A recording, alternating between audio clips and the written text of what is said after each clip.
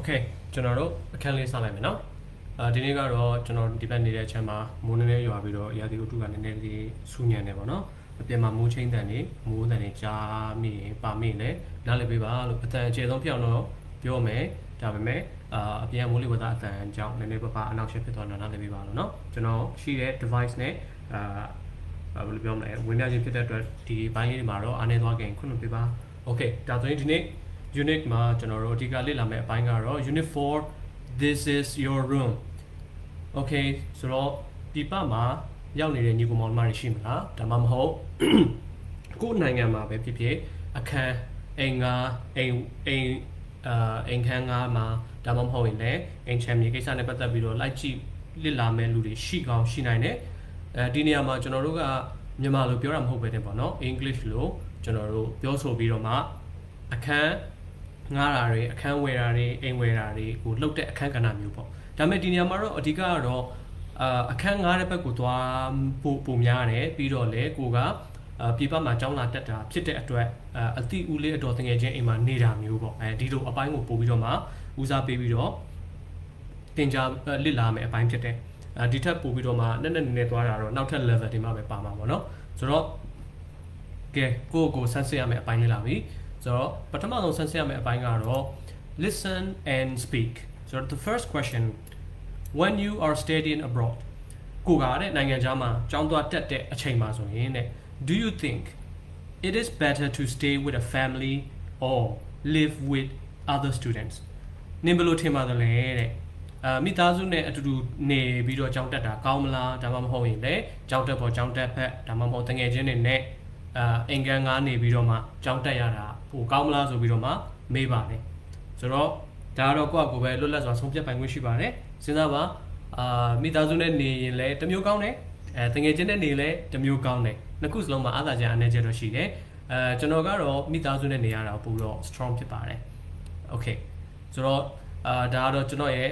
တူတယောက်တည်းနဲ့သက်ဆိုင်တဲ့ထင်မြင်ယူဆချက်ပေါ့နော်ဆိုတော့ဒီမှာလေ့လာသင်ယူမဲ့ညီကောင်မောင်နှမတွေကျောင်းသူကျောင်းသားတွေမှာလည်းကိုယ်ပိုင်လွတ်လပ်စွာထင်မြင်ယူဆချက်နဲ့ဆုံးဖြတ်လို့ရတယ်နော်ကဲနောက်တစ်ခုကကျတော့ဒါကိုပြန်ဆန်းစစ်တာပေါ့နော် what are the benefits of each experience ကဲဘယ်လိုအကျိုးကျေးဇူးတွေရှိမလဲတဲ့အောက်ကပေးထားတဲ့ဘယ်လိုပြောမလဲအချက်အလက်အရာပေါ့နော်ဘယ်လိုအကျိုးကျေးဇူးတွေရှိနိုင်မလဲဆိုပြီးတော့မှသူကမေးတာ okay take your answers တဲ့ပထမတစ်ခုက live with a family ကဲမိသားစုနဲ့နေမဲ့အခြေအနေ live with other students ကိုတငယ်ချင်းတွေနဲ့အင်္ဂန်ကနေမဲ့အခြေအနေဒါမှမဟုတ်ရင်လည်း both ပေါ့ဟိုဘက်နေလိုက်ဒီဘက်နေလိုက်ဖွဲ့ပေါ့ okay เนาะဆိုတော့အဲ့ဒီအခြေအနေ၃ခုရှိတယ် sorry အဲ့ဒီနေထိုင်မှု၃ခုရှိတယ်အဲ့ဒီ၃ခုမှာတဲ့ number 1 you can learn about the lifestyle and culture okay သူများနိုင်ငံမှာကိုကကျောင်းသွားတက်တဲ့ချိန်မှာမိသားစုနဲ့အိမ်တအိမ်ငါးနေပြီးတော့မှကိုကကြောက်တက်မလားဒါမှမဟုတ်မိသားစုမပါဘဲနဲ့ကိုကကို stand alone တငယ်ချင်းတွေနဲ့ကျောင်းတွေဘက်တွေနဲ့ငါးနေပြီးတော့မှကြောက်တက်မလား okay ဒါမှမဟုတ်ရင်လည်းမိသားစုတော့ရှိတယ်ဒါပေမဲ့အဆောင်မှာသွားနေပြီးတော့ကြောက်တက်မယ်ပိတ်ရကြမိသားစုနဲ့ပြန်လာနေမယ်ဆိုတော့ပုံစံမျိုးနဲ့ကြောက်တက်မလားအဲ့ဒီ၃ခုထဲမှာအဲ့ဒီနေထိုင်မှု၃မျိုးထဲမှာဆိုရင်တဲ့ကို့အနေနဲ့ပေါ့နော်ဒီကိုကျောင်းသွားတက်တဲ့နိုင်ငံရဲ့တဲ့ယဉ်ကျေးမှုနဲ့နေပုံထိုင်ပုံတွေကိုဆိုရင်တဲ့ဘယ်လိုအနေအထားမျိုးမှာပို့ပြီးတော့သင်ယူရမယ်လို့မြင်ပါတယ်လေတဲ့ဒါကတော့ကျွန်တော်အမြင်ပေါ့နော်ကျွန်တော်အမြင်ပဲသွားတာနော်ကျန်တဲ့ဒီကျောင်းသူကျောင်းသားတွေဒီမှာသင်ယူလက်လာနေညီကောင်မောင်နှမတွေမှာကိုယ်ပိုင်လွတ်လပ်စွာဆုံးဖြတ်ခွင့်ရှိတယ်ကျွန်တော်ကတော့နှစ်ခုစလုံးအဆင်ပြေတယ်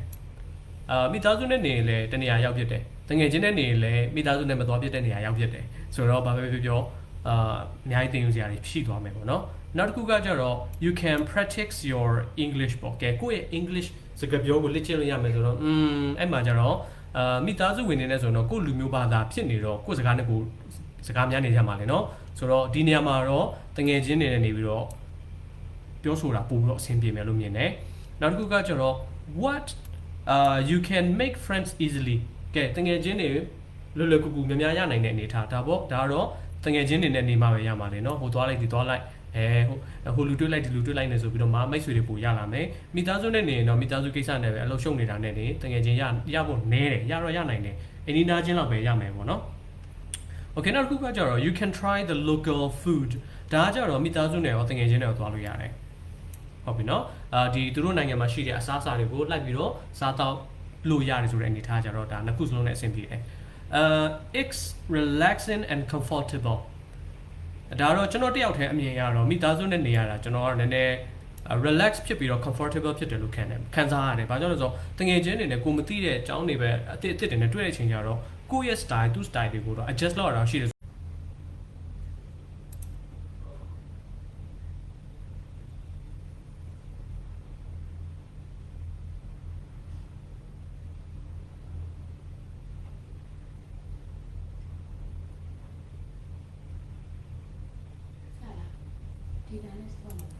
ဟုတ်တယ် data နဲ့ပြန်ဆက်လာတယ်ရတယ်စပြီ okay ခုနတော့ကဟိုပါပေါ့နော် line ကျသွားတယ် လိုင်းကြောင့်မိုးလေဝသအခြေအနေကြောင့်လည်းဖြစ်မယ်ပေါ့နော်ဆိုတော့ကျွန်တော်အခုဒီသင်ခန်းစာကိုပြန်ဆက်မယ်ပေါ့ဆိုတော့ဒီသင်ခန်းစာကိုတော့အခု live ကတော့ဘယ်နှဖြတ်လောက်ဖြစ်မလဲတော့မသိဘူးเนาะ live အခြေအနေကမဖြစ်ဖို့တော့မျှော်လင့်နေတကယ်လို့ဖြစ်သွားခဲ့ရင်လည်းဒီဗီဒီယိုအကုန်လုံးကိုကျွန်တော်ပြန်ဆက်ပြီးတော့မှ YouTube မှာအစဆုံးပြန်တင်ပေးဖို့ရှိတယ်ပေါ့เนาะဆိုတော့ဒီဟာတော့စိတ်ပူကြမလို့ပါဘူးเนาะပြန်ပြီးတော့မှတစ်ဆက်တည်းပြန်ကြည့်လို့ရပါတယ်လို့ Okay ဒါဆိုရင်ကျွန်တော်တစ်ချက်လောက်ပေါ့เนาะကျွန်တော်ခဏလောက်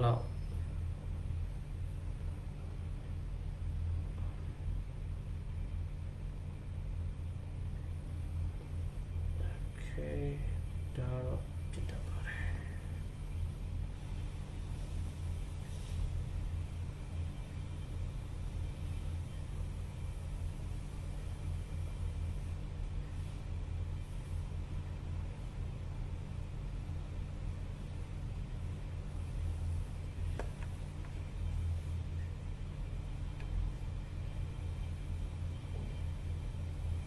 โอเคဒါဆိုရင်ကျွန်တော်တို့ဆက်လိုက်ရအောင်เนาะဆိုတော့ဒီလူ၄ယောက်ကိုကျွန်တော်တို့သိဖို့လိုတယ်ပေါ့နော်ဒါဆိုရင် Mrs. Wood ဆိုတာက Mrs. လို့ပြောပြီးဆိုတော့ဒါအိမ်အောင်ကြထားတဲ့အမျိုးသမီး Mr. ကတော့ဒါအိမ်အောင်ရှင်အမျိုးသားနောက်တစ်ခုက Paula ကကြတော့ပြောင်းလာတဲ့ကောင်မလေးပေါ့နော်ဆိုတော့ Abigail ကတော့တယောက်ယောက်ဖြစ်မယ်ဒါကိုကျွန်တော်ပြီးမှပဲဆက်ပြီးတော့ကြည့်ရအောင်ကဲဒါဆိုရင် Mrs. Wood ကဘာစပြောလိုက်ဆိုတော့ Paula I would like you to meet my husband ကဲအဲ့ဒါလေးကျွန်တော်မှတ်ထားပါ I like you to meet ဆိုတာကငါမင်းကိုမိတ်ဆက်ပေးခြင်းနဲ့ငါမင်းကိုတွေ့စေခြင်းနဲ့ငါရဲ့ယောက်ျားငါရဲ့အမျိုးသားနဲ့အဲ့တော့ Paula ကဘာပြောလဲဆိုတော့ Nice to meet you Mr. Woods သူအဲ့လိုပြန်ပြောတယ်ဒါဆိုရင် तू ကဒီနာမည်ကို तू ကရတာပြီးသားသိထားပြီးသားပြောချင်တာအခုမှတွေ့တဲ့လူမဟုတ်ဘူးဒီလူဒီ तू ဒီနိုင်ငံကိုမရောက်ခင်တည်းကဒီလူနာမည်ကို तू သိထားပြီးသားဖြစ်တဲ့အတွက် तू က Mr. Wood လို့ तू တန်းပြောတာဟုတ်ပြီနော်ဆိုတော့ကိုကဘယ်လိုပြန်ပြောလဲဆိုတော့ Nice to meet you Mr. Woodအဲ့တော့ Mr. Wood ကလည်းရင်းကြီးပဲ formally သူ့ဘာပြန်ပြောလဲဆိုတော့ Nice to meet you too Paula please call me Kelvin okay ဒါဆိုရင် Mr. Wood ရဲ့နာမည်အပြည့်စုံကဘယ်လိုဖြစ်မလဲဆိုတော့ KEVIN Kelvin WOOD X Woods ဒီကြားထဲမှာနာမည်တွေတော့ရှိမယ်တချို့က family name နဲ့နောက်ကြားမှာမိသားစုနာမည်ဘာညာကူကွာဆိုတော့ကြားမှာအများကြီးရှိနိုင်တယ်ဒါပေမဲ့မရှိဘဲနဲ့လည်း Kelvin Woods ဆိုပြီးတော့လည်းဖြစ်နိုင်တယ်ဆိုတော့ဒါယဉ်ကျေးမှုတစ်ခုပါဒီ speaking ဘိုင်းပေါ့နော် greeting နဲ့ introduction လုပ်တဲ့ဘိုင်းတွေမှာကျွန်တော်တို့ဒါသတိထားမယ်ဘယ်လိုသတိထားမလဲဆိုတော့မရင်းနှီးသေးတဲ့သူဆိုရင်သူတို့ရဲ့ family name ကိုပဲခေါ်ရတယ်ဒီအနောက်ကနာမည်ကိုကျွန်တော်တို့က family name လို့ခေါ်တယ်အရှိရနာမည်ကိုကြားတာသူတို့ရဲ့ first name ဟုတ်ပြီနော်ဆိုတော့မရင်းနှီးတဲ့သူတွေဆိုရင်သူတို့ကိုလုံးဝမသိတဲ့သူဆိုရင်တော့ Mr. ဒါမှမဟုတ် Miss ဒါမှမဟုတ် Mrs. ဒါမှမဟုတ်လည်း Madam ဒါမှမဟုတ်လည်း Sir အဲ့လိုခေါ်ကြတယ်နာမည်တော့မသိလို့ဒီတိုင်းပဲခေါ်တာသူ့ကို address လုပ်ပြီးတော့ခေါ်တာဒါပေမဲ့နာမည်သိထားတဲ့သူဆိုရင်တော့သူ့နာမည်အပြည့်စုံကိုကသိပင်မဲ့မရင်းနှီးသေးရင်အရှိက Kelvin ဆိုတာရွေးသွားထည့်လို့မရအောင်ဘယ်လိုပဲခေါ်မလဲဆိုတော့ Mr. Woods okay အဲ့နောက်ရှင်မျိုးသမီးဆိုရင်တော့ Mrs. Woods အဲ့လိုခေါ်မယ်ဒါကယဉ်ကျေးမှုဖြစ်ပါတယ်ဒီဟာကိုမှတ်ထားပေးပါဒါပေမဲ့သူနဲ့ရင်းနှီးသွားပြီတငယ်ချင်းဖြစ်သွားပြီမိတ်ဆွေဖြစ်သွားပြီဆိုရင်နာမည်ပြောင်းခေါ်လို့ရပြီအဲ့နောက်က Mr. Wood ဆိုတာခေါ်ကြမလို့တော့ Kelvin hey Kelvin and hi Kelvin ဘယ်တော့မလို့လဲဘာညာကူက nice to meet you ဘာညာကူကပြောလို့ရပါပြီရင်းနှီးသွားပြီသူကလည်းခေါ်ခွင့်ပေးလိုက်ပြီဆိုမှကျွန်တော်တို့က Kelvin လို့ခေါ်မှာမရင်းနှီးသေးပဲနဲ့ချက်ချင်းဝုံတိုင်းကွာပွဲခန်းနာမှာလူကြီးသူမကိုကွာတွေ့တယ်ဒီ community တစ်ခုရဲ့ CEO ကိုပဲဖြစ်ဖြစ်ကွာတွေ့ပြီးတော့သူ့နာမည်ကွာသိနေတယ် Kelvin Woods ဒါပေမဲ့ကွာတွေ့ပြီးတော့ဝမ်းသာအားရနဲ့ပြေးသွားပြီးတော့မှ hey Kelvin ဆိုပြီးတော့ပြောလို့တော့သူများကဘာမှတော့ပြန်ပြောမှာမဟုတ်ဘူးဒါပေမဲ့သူတို့ပြန်ကြည့်မဲ့အကြည့်ကပြောတဲ့စကားလုံးထက်ပိုနာတယ်ပြောချင်တာကကျွန်တော်တို့ဒီယဉ်ကျေးမှုဒီ culture ဒီဘယ်လိုပြောမလဲဒီယဉ်ကျေးမှုနဲ့သူတို့ရဲ့ဘယ်လိုပြောမလဲပြောင်းပေါင်းတင်ဆက်ဆံမှုအနေထားကိုကျွန်တော်တို့ကမသိနားမလည်ဘူးမလစ်လာထားဘူးလို့ပြောရင်ပုံမှန်လိုက်မယ်မသိတာထက်မလစ်လာထားတဲ့အနေထားကိုပြန်ပြီးတော့မှအထင်အမြင်သေးတယ်ဆိုတာထက်ပေါ့နော်ဒါဒီလောက်အနေထားပဲရှိလားဆိုတဲ့အကြည့်မျိုးနဲ့ပြန်ကြည့်တာမျိုးခံရလိုက်မယ်ဆိုတော့ကျွန်တော်တို့အဲ့လိုမဖြစ်ရအောင်သတိထားပါကိုမသိမရင်းနေတဲ့သူဆိုရင် Mr. Miss Mrs. လောက်ပဲပြော okay ဒါပေမဲ့သူ့နာမည်တော့သိနေတယ်နာမည်အစအဆုံးနဲ့သိနေတယ်ဒါပေမဲ့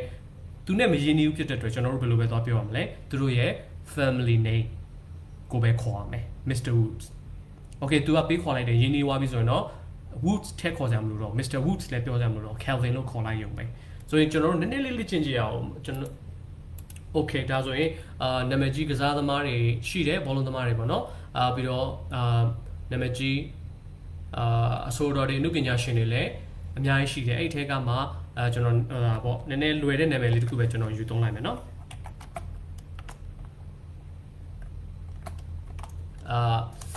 ဇက်ကောင်နာမည်ပဲယူလိုက်မယ်ဟုတ်ပြီနော်ဇက်ကားတဲ့နာမည်လေးပေါ့အဲ့ဒါလေကျွန်တော်တို့နည်းနည်းလေးလည်းပြောရတာပို့ပြီးတော့အဆင်ပြေလိုက်မယ်ပြီးတော့ဇက်ကားထဲမှာလည်းဂျာဘူးနာဝါရှိလိုက်မယ်ဒီတစ်ယောက် Harry Potter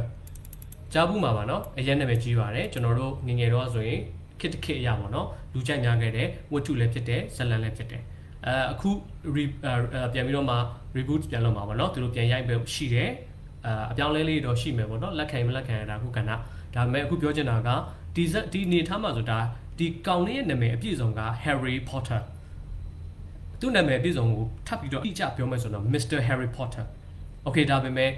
သူ့ကိုမရင်းနှီးသေးဘူးသူနဲ့ဘယ်သူမှတိကျွမ်းဝင်မှုမရှိတဲ့အချိန်မှာကျောင်းလာတက်တဲ့အချိန်မှာကျောင်းအုပ်ကြီးကအစကျောင်းမှာရှိတဲ့ဆရာဆရာမတွေအကုန်လုံးသူ့ကိုဘယ်လိုပဲခေါ်လဲဆိုတော့ Mr. Potter လို့ပဲခေါ်တယ်ဒါပေမဲ့သူနဲ့အနေနီးတဲ့ Ronnie တို့သူ့ရဲ့တငယ်ချင်းကောင်မလေးတွေတခြားတော့မိတ်ဆွေတွေအကုန်လုံးကိုကြားတော့သူတို့ကသူ့ကို Potter လို့မခေါ်ရဘဲနဲ့ဘာလို့ခေါ်လဲဆိုတော့ Harry hi Harry hey Harry အဲ့လိုဖြစ်သွားတယ်ဆိုတော့ပြောချင်တာကယင်းနီးမှသူ့ရဲ့ first name တွေဘာတွေကိုခေါ်လို့ရပြီးတော့မယင်းနီးသေးတဲ့ကာလမှာ formally ရာကျွန်တော်တို့ကသူ့ရဲ့ family name ကိုပဲခေါ်ရတယ်ခေါ်တဲ့ချိန်မှာလဲ Potter လို့လိုက်ခေါ်လို့မရဘူး Mr. Potter အဲ့လိုခေါ်ရမယ် okay နော်ဒါလေးကကျွန်တော်တို့ယဉ်ကျေးမှုတစ်ခုဖြစ်တယ်သူတို့ရဲ့ထုံးတဲ့စီလာလေးတစ်ခုလည်းဖြစ်တယ်ဒီဟာကိုယနေ့ထက်တိတိုင်အလေးစားသမှုနဲ့အသုံးပြုနေတော့ဖြစ်တယ်ဒီအတွက်ကြောင့်ကျွန်တော်တို့အကြောင်းမျိုးကြောင့်ဥရောပနိုင်ငံရောက်သွားတဲ့ချိန်ကျရင်မိတ်ဆက်တဲ့နေရာမှာဒီအချက်နဲ့သွားမထိပါစေနဲ့ဟုတ်ပြီနော်ကြည့်ဒါဆိုရင်တော့ကျွန်တော်နာမည်လေးကိုကျွန်တော်ပြမယ်ပေါ့နော်ကျွန်တော်နာမည်ကမူဘေဆိုကဲဒါဆိုကျွန်တော်တို့အာရှသားဆိုတော့ကျွန်တော်တို့မှာ family name မရှိဘူးဟုတ်ပြီနော်ဒါကတော့ world view နဲ့ဆိုင်သွားပြီနော် world view နဲ့ဆိုင်သွားပြီperspective ပေါ့နော်ကမ္ဘာရှုထောင့်အရဆိုရင်ကျွန်တော်တို့ကအာရှသားတွေမှာကျတော့ family name မရှိဘူးအထူးသဖြင့်မြန်မာတွေဘာတွေမှာဆို family name မရှိနောက်ပိုင်းမှာသာဒီယဉ်ကျေးမှုတွေလွှမ်းမိုးလာတာပေါ့နော် mix culture ဖြစ်သွားတဲ့အချိန်မှာတချို့မြန်မာလူမျိုးတွေမှာအနောက်မှာ family name တွေစပေးလာတယ်အဲ့လိုပဲကိုရီးယားတွေကျတော့သူတို့ရဲ့ family name ကအရှိမှာပေါ့ပြီးဂျပန်တွေကျတော့သူတို့ရဲ့ family name ကဘယ်လိုဆိုတော့အဲ့လိုလေးရှိကြတယ်ဒါပေမဲ့ဒီမှာကျတော့ကျွန်တော်နာမည်ကိုကျတော့ဘယ်လို family name ပေးလို့ရမလဲပေးလို့မရဘူးနာမည်က MUA ဆိုပဲရှိတာဘယ်ဟာ family name လဲဘယ်ဟာ first name လဲမသိဘူးမရှိဘူး okay ဒါပေမဲ့ကျွန်တော်ကအရန်ရက်ကွက်အပြောမယ်ဆိုဘိုယူပေါ့နော်ဘိုအရန်ဆန်ကျင်တယ်ဆိုရင်တော့ကိုယ့်နာမည်ကိုဘယ်လိုပြောင်းလိုက်လို့ရလဲဆိုတော့ Mr. So ပေါ့နောက်ဆုံးစကားလုံးလေးယူလိုက်ပြီးတော့ဒါကတော့နည်းနည်းအရန်ကြီး serious ပြီးပြောလိုက်တာပါသူတို့ဒီဘက်အနောက်နိုင်ငံမှာလည်းကျွန်တော်ကိုဒီနာမည်ကိုတွေ့ပြီးသွားရင်ကျွန်တော်ဘယ်လိုပဲခေါ်မလဲဆိုတော့ Mr. Soul လို့ပဲခေါ်လိုက်မယ်မြန်မာလူမျိုးဖြစ်ဖြစ်မဖြစ်ဖြစ်ဘယ်နိုင်ငံသားပဲဖြစ်ဖြစ်သူတို့ကတော့သူတို့ရဲ့ culture သူတို့ရဲ့ထုံးတမ်းအစဉ်လာရသူတို့ကတော့နောက်ဆုံးစကားလုံးကို family name လို့ပဲသူတို့သတ်မှတ်မှာအဲ့တော့ Mr. Soul ပေါ့တကယ်လို့ကျွန်တော်က form name မှာ family name ညမှာကျွန်တော် Gay Soul ထည့်ထားလိုက်ဆိုရင်သူကကျွန်တော်ကို Mr. Gay Soul လို့ခေါ်မှာပေါ့ဒါမဲ့ကျွန်တော်နဲ့ရင်းနှီးသွားပြီးတော့မှကျွန်တော်ကခေါ်ခွင့်ပေးလိုက်တယ်ဆိုရင်သူကဘယ်လိုပြောမလဲဆိုတော့ hey Emu hi Emu ဘာညာကွာနေဖြစ်သွားမှာအဲ့ချိန်ကျကျွန်တော်အနောက်ကနာမည် Gay Soul သူတို့လိုက်မခေါ်တော့ဘူး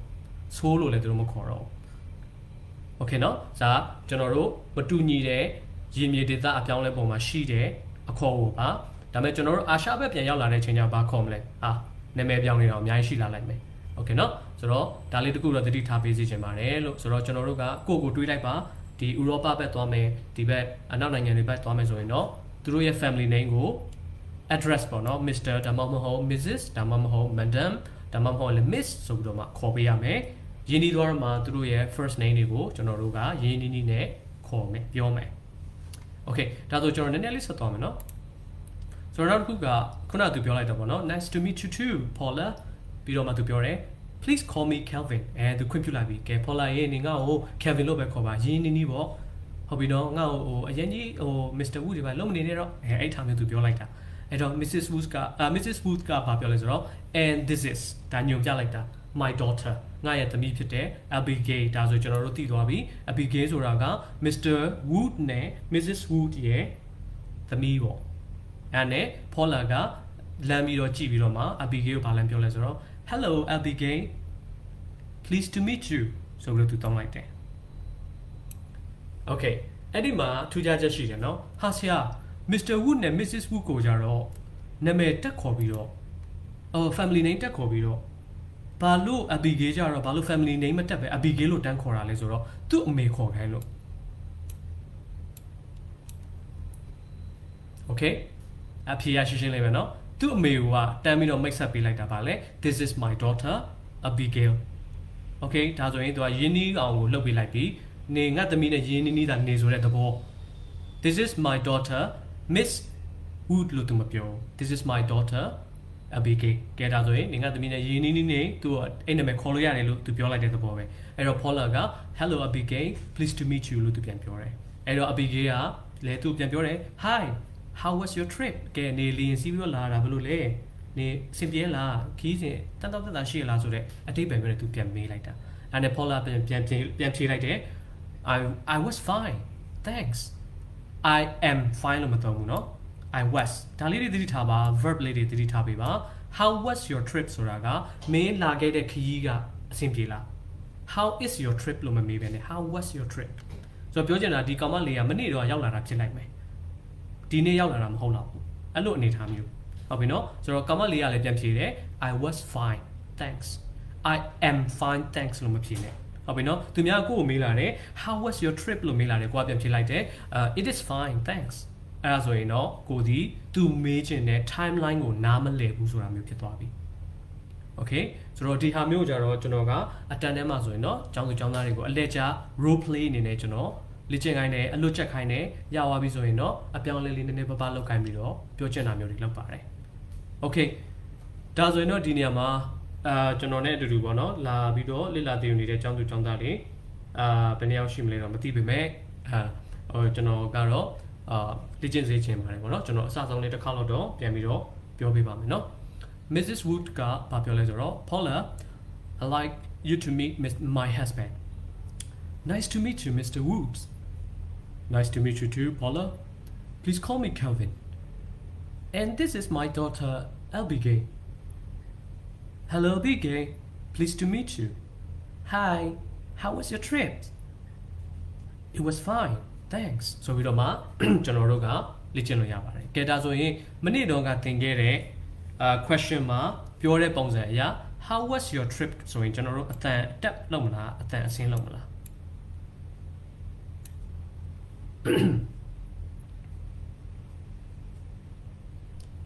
အတန်အတက်လုံးမလားအတန်ဆင်းလုံးမလား how ဆိုတာကဘယ်ထဲမှာပါလဲ wh ထဲမှာပါတယ်ဒါဆိုရင်အတန်တက်မလားအတန်ဆင်းမလားအတန်ဆင်းမယ်เนาะဘာကြောင့်လဲဆိုတော့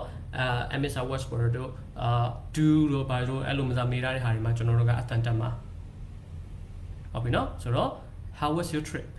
အတန်ချပြီးတော့ပြောလို့ရတယ်Okay ကဲဒါဆိုရင်ကျွန်တော်တို့ speaking ပိုင်းပြီးသွားပြီနောက်တစ်ခုကတော့သူက expressions တွေပြန်ပြီးတော့စုရေးခိုင်းတာပေါ့နော်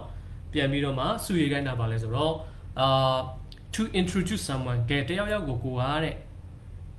မိတ်ဆက်ပေးမယ်ဆိုရင်တဲ့ expression တစ်ခုရှိပါတယ်အဲ့ဒါဘာဖြစ်မလဲတဲ့ပထမတစ်ခုကဘာလဲ I like you to meet သူရေးပြပြီးသားဒါဆိုနောက်တစ်ခုကဘာဖြစ်မလဲငါမင်းကိုတွေ့စေချင်တယ်သူနဲ့ဒါပထမတစ်ခုနောက်တစ်ခုကဘာဖြစ်မလဲThis is ဒီတယောက်ကတော့လို့ပြောတာဟုတ်ပြီနော် This is ဆိုပြီးတော့မှဒီတယောက်ကလို့ပြောတာဖြစ်ပါတယ်ကဲအဲ့ဆိုရင်ကျွန်တော်တို့ထပ်ကြည့်ရအောင် When you meet someone for the first time ကဲလူတယောက်ကိုလုံးဝမသိသေးဘူးဒါပထမဆုံးအချိန်တွေ့တဲ့အချိန်မှာသုံးမဲ့ expressions ဘာဖြစ်မလဲတဲ့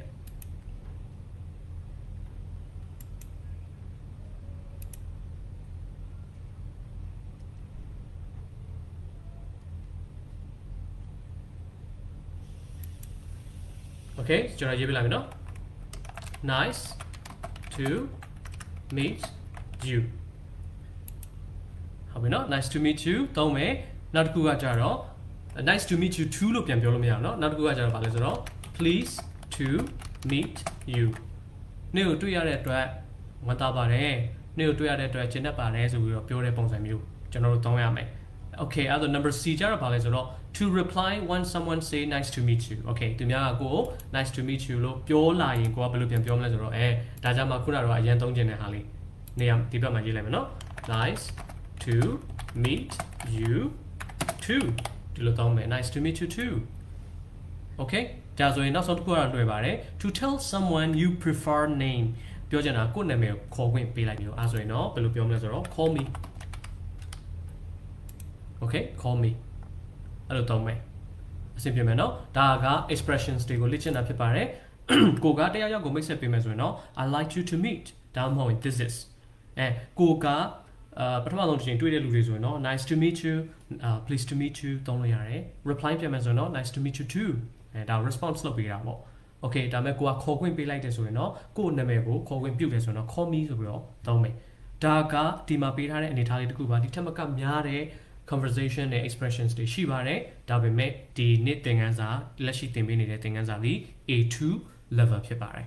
Okay ဒါဆိုရင်တော့ကျွန်တော်ရဲ့ပြောဆိုတဲ့အပိုင်းလေးတွေတော်တော်လေးနားထောင်ပြီးပါပြီဆိုတော့ကျွန်တော်တို့ speak up ကိုသွားမယ်ပြောချင်းကြရအောင်ပေါ့နော်ဆိုတော့ဒီနေရာမှာတဲ့အတူတူရှိနေတဲ့ကျောင်းသူကျောင်းသားတွေညီကောင်မောင်မတွေဆရာဆရာမတွေကိုမြင်ကြည့်လိုက်ပါ you are staying with a family in Englandကျွန်တော်ကတော့ Korean ဆိုတော့ကျွန်တော် Ame လို့ပဲတစ်ခါတည်းပြောလိုက်မယ်one of my dream ပေါ့နော်ကျွန်တော်ကတော့ဖြစ်နိုင်တော့Manchester မှာကျွန်တော်life ကို settle လုပ်ချင်တယ် England မှာတွားပြီးတော့နေထိုင်ခြင်းနဲ့စိတ်ကူးလေးတော့ရှိတယ်ဖြစ်နိုင်တော့မိသားစုနဲ့ပေါ့နော်ဆိုတော့ okay အခုတူတူရှိနေတဲ့လူတွေအကုန်လုံးလည်းတွေးလိုက်ပါကို England ရောက်နေတယ်လို့တွေးလိုက် okay နော် so imagine you are staying with a family in England you are meeting the family for the first time okay ကိုကမိသားစုတစုနဲ့တွားပြီးတော့တွေ့မယ်ဧည့်သည်တွေပေါ့ဒါမှမဟုတ်လေကိုအင်္ဂလန်နိုင်ငံရောက်ဖို့အတွက်ကူညီပေးတဲ့မိသားစုနဲ့ကိုဆုံးမယ်ဆိုတော့ listen to the conversations and reply using the expression above okay အပေါ်ကသင်ခဲ့တဲ့ကျွန်တော်တို့လေ့ကျင့်ခဲ့တဲ့ expressions တွေကိုပြန်အသုံးပြုပြီးတော့မှာတဲ့သူတို့ပြောလာမယ့်စကားကိုတုံ့ပြန်ပေးကြည့်ပါတဲ့အရင်အခက်စားမဟုတ်ဘူးเนาะပြောမှာက nice to meet you pleased to meet you nice to meet you too ဘာညာကွာအဲ့လောက်ပဲအဲ့ expressions လေးတွေပဲပြန်သုံးကြည့်ပါကဲ try ကြည့်မယ်เนาะကျွန်တော် audio စဖွင့်လာမယ်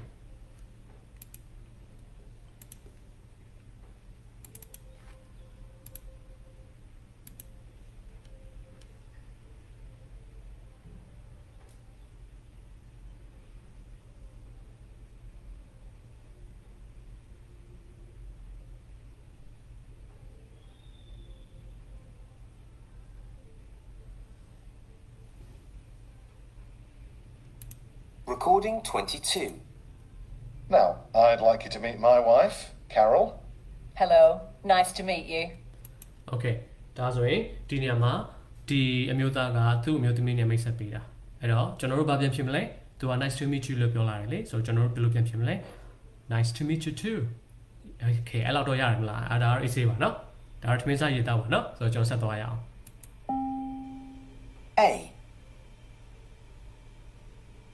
Okay အဲ့လိုတူး A လို့ပြောလိုက်ပြီဆိုရင်ဒါကကိုယ့်ကိုပေးပြောတဲ့အချိန်ဟုတ်ပြီနော်ဆိုတော့ပြန်စမ်းကြည့်အောင်နည်းနည်းလေးပြန်နှွေးကြည့်အောင်နော် Recording 22. Now, I'd like you to meet my wife, Carol. Hello, nice to meet you. A. Nice to meet you too အဲ့လိုပြောရမှာ A ပြီးသွားတော့မှကိုကပြောရမှာဒါကဟိုတကယ်စာမွေးမှာလေ့ကျင့်တဲ့ပုံစံမျိုးလေးပေါ့နော်ကဲအဲ့ဒါကျွန်တော်ဆက်သွားမယ်နော် And this is my daughter, Lisa. Hi, nice to meet you. B. ကဲသူကလည်း nice to meet you လို့ပြောတော့ကိုဘာပြန်ပြောမလဲ Nice to meet you too ဒါပဲပေါ့ပုံမှန်လေးပဲသွားပါဟုတ်ပြီနော်နောက်ထပ်ဆက်သွားမယ် How was your trip? C. ကဲသူကမေးတယ် How was your trip ဒါဆိုကျွန်တော်တို့သိထားပြီးသားဘယ်လိုဖြစ်မလဲ It was fine thanks ဟုတ်ပြီနော်ဒီကပေးထားတဲ့ဒီဘက်က dialogue လေးကိုပဲကျွန်တော်တို့မြင်မြန်ပြီးတော့ကျွန်တော်တို့ဖြေလိုက်လို့ရပါတယ် It was fine thanks ပြန်ဖြေလိုက်အောင်ပဲတရားဆိုဆက်သွားရအောင်နော် And over here is my son, Martin. Martin, come and say hello. Hi there. Pleased to meet you. Okay သူဘာပြောလဲ Hi there pleased to meet you လို့သူတောင်းလိုက်တယ်သူသားနာမည်က Martin Okay ဒါဆိုရင်သူက pleased to meet you လို့ပြောရင်ကျွန်တော်ဘယ်လိုပြန်ပြောမလဲ Pleased to meet you too ဒါပဲနောက်မှာ to လေးထည့်လိုက်အောင်မယ် Pleased to meet you too လို့ပဲဖြေလိုက်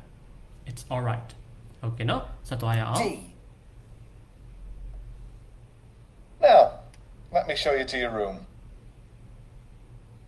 Okay ပြီးသွားပြီတလားသူမိတ်ဆက်ပေးလဲပြီးတော့ねအဖိုးကြီးကမပြောလဲဆိုတော့ get တာငါနေရမယ့်အခန်းငါလိုက်ပြမယ်ဆိုတော့ပြောလိုက်တာ Okay နော်ဆိုတော့သူသွားတဲတယ်သူသွားနေတဲ့အိမ်မှာရှိတဲ့မိသားစုနဲ့သူ့ကိုမိတ်ဆက်ပေးခြင်းဖြစ်ပါတယ်ဒါဆိုရင်ကျွန်တော်တို့တစ်ခါတော့ပြန်ပြီးတော့ warm up လုပ်မယ်ကျွန်တော်ပြန်ဖွင့်ပေးမယ်အစအဆုံးကိုကိုယ့်အကို try လို့ပြောကြည့်ပါနော်ကျွန်တော်လိုက်မပြောတော့ဘူးနော်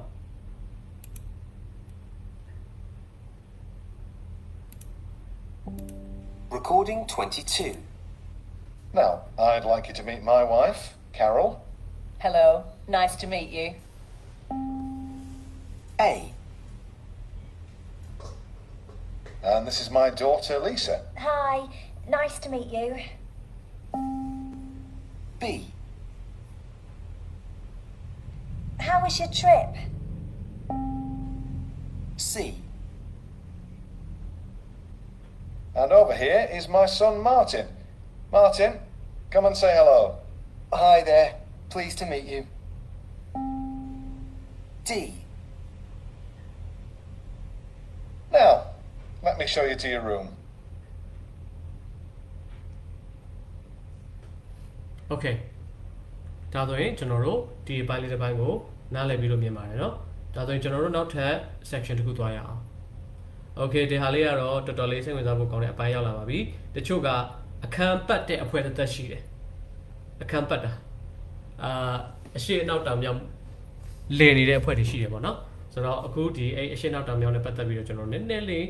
လေ့ကျင့်ရမယ့်အပိုင်းရောက်လာပြီပြီးတော့ဒီတစ်ပိုင်းကကျတော့ဘာထူးခြားချက်ရှိလဲဆိုကျွန်တော်တို့ကနားထောင်အောင်မမြင်ရဘူးမျက်စိမိတ်ပြီးတော့သူတို့ပြောတဲ့စကားနဲ့သူတို့ရှောက်တဲ့ခြေလမ်းတွေသူတို့သွားနေတဲ့ပတ်ဝန်းကျင်အတန်ကိုကျွန်တော်တို့ကနားထောင်ပြီးတော့မှဘယ်အခန်းကဘယ်နေရာဘယ်ဟာဘာဆိုလို့ကျွန်တော်တို့ခက်မှန်းပေးရမှာโอเคเนาะဆိုတော့ဒီလိုအပိုင်းကိုသွားမှာဖြစ်တယ်ဒီအတွက်ကြောင့်နည်းနည်းလေးတော့အာရုံစိုက်ပေးပါဆိုတော့အရင်ဆုံးဒါတွေမလုပ်ခင်မှာကျွန်တော်တို့ preposition လေးနည်းနည်းကြည့်ရအောင် prepositional phrase ပေါ့เนาะဆိုတော့ on the left ဆိုတာကတဲ့sorry understanding directions လမ်းညွှန်တွေကိုနားလည်အောင်လုပ်မယ်သူပေးထားတဲ့ A to G မှာစာတွေရေးထားပါတယ်အဲ့ဒါကိုပုံနံပါတ်1 to 7နဲ့တွဲပေးစီချင်တာဆိုတော့ number A ကဘာပြောထားလဲဆိုတော့ on the left ဆိုတော့မြန်မာလိုပြောမယ်ဆိုရင်ဘယ်ဘက်လက်ဝဲပေါ့ဆိုတော့ဘယ်ဘက်ဆိုတော့ number 4လို့သူပြထားတယ်တကယ်တော့ကြည့်အောင် number 4 okay အဲ့ဆိုရင် main ကအပြာဟုတ်ပြီနော်မှတ်ထားပေးပါ main ကအပြာရောင်ရဲ့ဘယ်ဘက်ဆိုတော့အနီရောင်အဲ့ဒါကို left လို့ပြောတာကြည့်ဒါဆိုရင်တော့ကိုယ့်ကို try ကြည့်ကြရအောင်เนาะကျွန်တော်တို့နည်းနည်းလေးအချိန် save ချင်တယ်ဆိုတော့ on the right so in number 2ဟုတ်ပြီเนาะ on the right ညာဘက်လက်ရဘက် number C at the top of အပေါ်မှာတဲ့ at the top of ဆိုတော့ဘယ်နားမှာဖြစ်မလဲကျွန်တော်တို့က number ယူထားတာကခဏလေးနော် at the top of အပေါ်ဆုံးမှာလို့ပြောချင်တာဟုတ်ပြီနော်အဲဆိုရင်ဒီတစ်ခုပြောတာ okay နော်ဒါဆိုရင် number 5နောက်တစ်ခုက at the bottom of အောက်ဆုံးမှာလို့ပြောချင်တာဖြစ်တဲ့အတွက်ဒါ number 7 okay နောက်တစ်ခုကကြတော့ at the end of အဆုံးနားမှာလို့သူကပြောချင်တာ at the end of ဆိုတော့ဒီတစ်ခုခုရဲ့ဒီဘက်အဆုံးဟုတ်ပြီနော်ဒီဘက်အဆုံးကိုပြောတာဆိုတော့ဒါကကျွန်တော်တို့6လို့ယူရမယ်ဟုတ်ပြီနော်အဲဆိုရင် next to ကကြတော့ဘေးချင်းကတ်ကိုပြောတာအဲဆိုတော့ next to ဆိုတာကဘေးကတ်လေးဘာမှခြားထားခြင်းမရှိတာကိုပြောတာဖြစ်တဲ့အတွက် number 1ယူပြီးတော့ opposite ကြတော့ဟိုဘက်လန်ဒီဘက်လန်ကူးတာဟိုဘက်လူလျှောက်လန်းရှိမယ်ကွာလူလျှောက်လန်းရဲ့ဟိုဘက်တစ်ချမ်းနဲ့ဒီဘက်တစ်ချမ်းမျက်နှာချင်းဆိုင်ရှိနေတဲ့အနေထားကိုကြတော့ကျွန်တော်တို့က opposite လို့ယူတယ်ဟုတ်ပြီနော်ဆိုတော့ဒီ preposition လေးတွေကိုနည်းနည်းလေးပြန်ပြီးတော့ warm up လုပ်လိုက်တဲ့သဘောပါပဲเนาะနေရာထိုင်ခင်းပြတဲ့ဟာလေးတွေ on the left on the right, at the top of, at the bottom of, at the end of, next to, opposite. And ဒါလေးတွေကျွန်တော်တို့ပြန်ပြီးတော့ချက်လိုက်ဖို့လိုတယ်မှတ်ထားဖို့လိုပါတယ်အခုနေရာထိုင်ခင်းလည်းသိသွားပြီเนาะlike ဖြည့်ပေးတဲ့အတွက်လည်းကျေးဇူးတင်ပါတယ်လို့မှတ်ပါတယ်เนาะဖြည့်ပေးတာအကုန်မှတ်ပါတယ်လို့ okay ဖြည့်ပေးတဲ့သူတွေလည်းရှိတယ်ပေါ့เนาะဆိုတော့ okay ကျေးဇူးတင်ပါတယ်ဆိုတော့ကျွန်တော်ဆက်သွားမယ်เนาะaudio လေးနားထောင်လိုက်အောင်ကဲဒီအပိုင်းလေးကတော်တော်လေးမိုက်တယ်ကျွန်တော်တို့မသိရင်ကွာဘယ်လိုပြောမလဲစုံတော့ဇက်လန်းလို့ပဲတွေးလိုက်ပေါ့เนาะကျွန်တော်တို့ကလူဆိုးတွေဖမ်းသွားပြီးတော့မှမျက်စိကိုမိတ်ထားလိုက်ရတယ်ပေါ့အဲအချိန်မှာသူတို့ပြောတဲ့အတန်တွေကြားပြီးတော့သူတို့ခေါ်တဲ့အတိုင်းကျွန်တော်တို့ကလိုက်ပြီးတော့နားထောင်တဲ့အချိန်မှာဘယ်အခန်းဘယ်နားမှာရှိတယ်ဆိုတာမျိုးကျွန်တော်တို့ခက်မှန်းမဲ့ပုံစံမျိုးဖြစ်နေတာဒါပေမဲ့ဒါတော့လူဆိုးတွေမဟုတ်ဘူးပေါ့နော်သူကဘယ်လိုလဲဆိုတော့ Mrs. Wood ဆိုတဲ့အမျိုးသမီးက Paula ကိုအခန်းလိုက်ပြမှာ around the house ဆိုတော့အိမ်တစ်လျှောက်တိုက်သွားပြီးတော့အခန်းလိုက်ပြမှာလိုက်ပြနေတဲ့အချိန်မှာကျွန်တော်တို့ကသူတို့ပြောတဲ့အတန်ကိုနားထောင်ပြီးတော့ဘယ်အခန်းကဘယ်နေရာမှာလဲဆိုတော့ရှာပေးရမှာဆိုတော့ example အနေနဲ့ကတော့သူ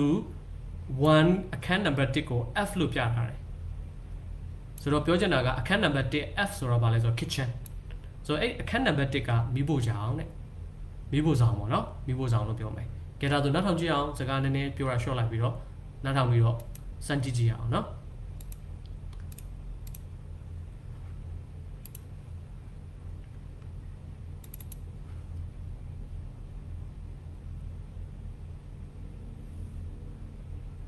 Recording 23. Okay, so let me show you around. This is the hall, of course. On the left is the kitchen. And on the... Okay မှာခဏလေးကြမယ်သဘောတရားပေါက်အောင်နော်သူတကားဖွင့်တယ်လဲကြားမယ်သူ left လို့လည်းပြောတာဖြစ်တဲ့အတွက်ဒါကျွန်တော်တို့အိမ်တအိမ်ကိုဝင်ချင်းဟုတ်ပြီနော်မြင်ကြည့်လိုက်ပါဒီမှာဒါ Paula ဆိုတဲ့ကောင်မလေးရှိမယ် sketch လေးနဲ့ပေါ့ကတုံးတော့မဟုတ်ပေါ့နော်ကျွန်တော်သပင်ဆွဲရတာနည်းနည်းအခက်အခဲဖြစ်မှာဆိုလို့ okay Paula ပေါ့အဲ့ချိန်မှာ aunty ကMrs. Wood ကအထက်ကနေတော့သူကြိုတယ်ကြိုဆိုပြီးလဲပြီးတော့ねသူဝင်ချင်းမှာသူပြောလိုက်တယ်မင်းရဲ့ဘယ်ဘက်အချမ်းမှာရှိတဲ့အခန်းကမိဖို့ကန်ဟုတ်ပြီနော်ဆိုတော့ကျွန်တော်တို့အားလုံးအတူတူ follow လုပ်မယ်နော်အခုရောက်နေတာကအိမ်ရဲ့ပထမဆုံးအောက်ထပ်ဒီမှာ downstairs နော်အောက်ထပ်ရဲ့ဒီနေရာကိုရောက်နေပြီအဲ့ကနေပြီးတော့မှဒီဘက်ကိုကြည့်ရင်ဒါမိဖို့ကန်ဆိုပြီးတော့သူပြောတာအဲ့ဆိုရင်ကျန်တဲ့ဟာတွေကိုအစဆုံးကျွန်တော်လုံးဝဝင်မနှောက်ယှက်ဘူးအတူတူနားထောင်မယ်ပြီးရင်အဖြေလေးရေးအောင်ဟုတ်ပြီနော်စမယ် Recording 23. Okay, so let me show you around. This is the hall, of course. On the left is the kitchen. And on the right is the dining room. And then along here, if you follow me, on the right is the lounge. This is where we spend most of our time. Okay, so that's the downstairs. Oh, I nearly forgot. There's a toilet here just at the bottom of the stairs. So let's go upstairs now. On the left is our room. That's my husband Kevin and me. And opposite is Abigail's room. This is your room, along here next to Abigail's. It's quite big. Oh, yes, and the bathroom is at the end. Right, I think that's everything. Do you want to unpack? Recording. Okay အဆင်ပြေလားကျွန်တော်တို့ Mr. နဲ့ Mrs. Wood ရဲ့အိမ်ကိုပတ်ပြီးသွားပြီလို့ထင်တာပဲအခန်းအကုန်လုံးကိုရမယ်လို့လည်းမျှော်လင့်ပါတယ်နောက်တစ်ခေါက်ပြန်နှားထောင်မယ်နှားထောင်ပြီးတော့ကျွန်တော်အဖြေလိုက်စစ်ပြီးတော့မယ်နော်တစ်ခါတော့ထပ်နှားထောင်ရအောင်ပြီးရင်ဒီနေရာမှာသူတို့ရဲ့ယဉ်ကျေးမှုနဲ့သူတို့ရဲ့အိမ်ဖွဲ့စည်းပုံကိစ္စလေးကျွန်တော်နည်းနည်းပါးပါးပြောပြပေးမယ်နော် Recording 23. Okay, so let me show you around. This is the hall, of course. On the left is the kitchen. And on the right is the dining room. And then along... Okay, on the right ဒီဘက်ဘယ်ဘက်အချမ်းကိုကြတော့ဆရာညာဘက်အချမ်းကိုကြတော့ဘာလို့ခေါ်လဲဆိုတော့ dining room ထမင်းစားခန်း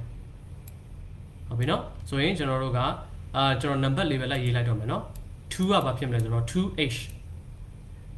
dining room okay ဆက်သွားမယ်နော်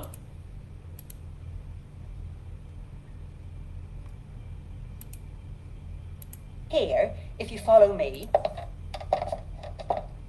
On the right is the lounge. Okay အဲ့ဒီ right ဘက်မှာပဲနည်းနည်းလေးထပ်လျှောက်လိုက်ရင်ကျတော့ဘယ်ကိုရောက်လဲဆိုတော့တဲ့ launch ကိုရောက်တယ် launch ဆိုတာကနားနေကန်စာဖတ်ခန်းလို့လည်းပြောလို့ရတယ်အဲဒါဆိုရင်တော့ C This is where we spend most of our time. Okay, so that's the downstairs. Oh, I nearly forgot. There's a toilet here, just at the bottom of the stairs. Okay ဆိုတော့ toilet က number 4ကြည့်ဆိုအောက်ထပ်ကိစ္စပြီးပြီเนาะဆိုတော့ကျွန်တော်အပေါ်ဆက်တက်ရအောင် So, let's go upstairs now. On the left is our room. That's my husband Kevin and me. And opposite is Abigail's room. This is your room, along here, next to Abigail's. It's quite big. Oh, yes, and the bathroom is at the end. Right. I think that's everything. Do you want to unpack? Okay နောက်ဆုံးသူပြောရတော့နေအထောက်ပို့တွေနေဖြီးပြီးတော့ပြင်ဆင်ခြင်းမိလားဆိုတော့သူပြောတာပေါ့နော် Do you want to unpack ဆိုတော့အဖိုးနဲ့အဖွားနေတဲ့အခန်းက number 5သူသမီးနေတဲ့အခန်းက opposite ဖြစ်တဲ့ဆိုတော့သူတို့ရဲ့အခန်းရဲ့မျက်နှာချင်းဆိုင်ခန်း number 6ပြီးတော့နည်းနည်းလေးထပ်လျှောက်လိုက်တော့ Paula ကိုသူတို့ထားမဲ့အခန်းအဲ့ဒါက number 7 Paula's room G ပေါ့နော်အခန်းနည်းနည်းကျယ်တယ်ပြီးတော့မှသူတို့ရဲ့ရေချိုးခန်းကအရှိမ number 8ကြည့်တာဆိုရင် sorry ဒီအိမ်တိမ်လုံးကိုကြည့်မယ်ဆိုရင်ရေချိုးကန်ထူးထူးခြားခြားပဲရောက်နေတယ်ဆိုတော့အိမ်အရှိကိုရောက်နေတယ်အိမ်အရှိတောင်မှအပေါ်တက်ရဲ့အရှိဘက်ဆိုတော့ကျွန်တော်တို့အင်္ဂလိပ်ကကြည့်တာများတဲ့လူတွေသတိထားမိနိုင်မယ်သူတို့အိမ်ဖွဲ့စည်းပုံရဲ့တော်တော်များများကအပေါ်ထက်ရဲ့အရှိဘက်မှာရေချိုးကန်ထားတာများတယ်ဒါသတိထားမိမယ်ဆိုပြောတာပြီးရင်အဲ့ဒီရေချိုးကန်မှာတော့မှသူကမှန်လေးနဲ့ပေကလကလေးနဲ့ညဘက်ဆိုရင်တော့ပိုတိတာပေါ့နော်မီးဖွင့်ပြီးရေချိုးနေတယ်ဆိုရင်တော့ခန္ဓာကိုယ် shake တွေပေါ်နေမှာပေါ့ဒါကသူတို့ရဲ့ယဉ်ကျေးမှုတစ်မျိုးလို့လည်းပြောလို့ရတယ်အဓိကဘာလဲဆိုတော့သူတို့ကဒီမနက်ခင်းနေရောင်ခြည် vitamin D ကိုထိကျင်တာဒါနောက်ဆက်တွဲကိစ္စဖြစ်သွားပြီပေါ့နော်သူတို့ဒီအိမ်ဆောက်တဲ့ဖွဲ့စည်းပုံရဲ့အိမ်ရဲ့မျက်နှာစာကဘယ်မှာထားလဲဆိုတာတွေကရှိတယ်အဓိကကတော့သူတို့ကဒီ vitamin D ထိနိုင်တဲ့နေရောင်ခြည်ရှိတဲ့နေရာကိုသူတို့ကအဓိကမျက်နှာစာထားတယ်ပြီးတော့ဒီရေချိုးတဲ့အချိန်မှာလည်းသူတို့ကအပြင်ပတ်ဝန်းကျင်ရဲ့လှပမှုသူတို့ခံစားရတယ်ဆိုတဲ့သဘောမျိုးဒါပေမဲ့ကျွန်တော်တို့အာရှသားတွေကတော့အဲ့လိုမျိုးမရအောင်เนาะကျွန်တော်တို့တွေကကြတော့အရန်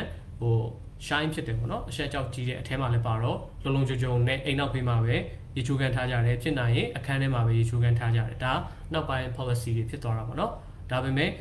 သူတို့ရဲ့ပုံမှန်အနေထားတစ်ခုကတော့သူတို့ culture ပေါ့သူတို့ကအိမ်ရှိမှာရေချိုးကန်ထားတယ်ဒါကတော့အရသာအပြောင်းလဲလေးတစ်ခုပေါ့ဆိုတော့အကြောင်းမျိုးမျိုးကြောင့်ကိုကဥ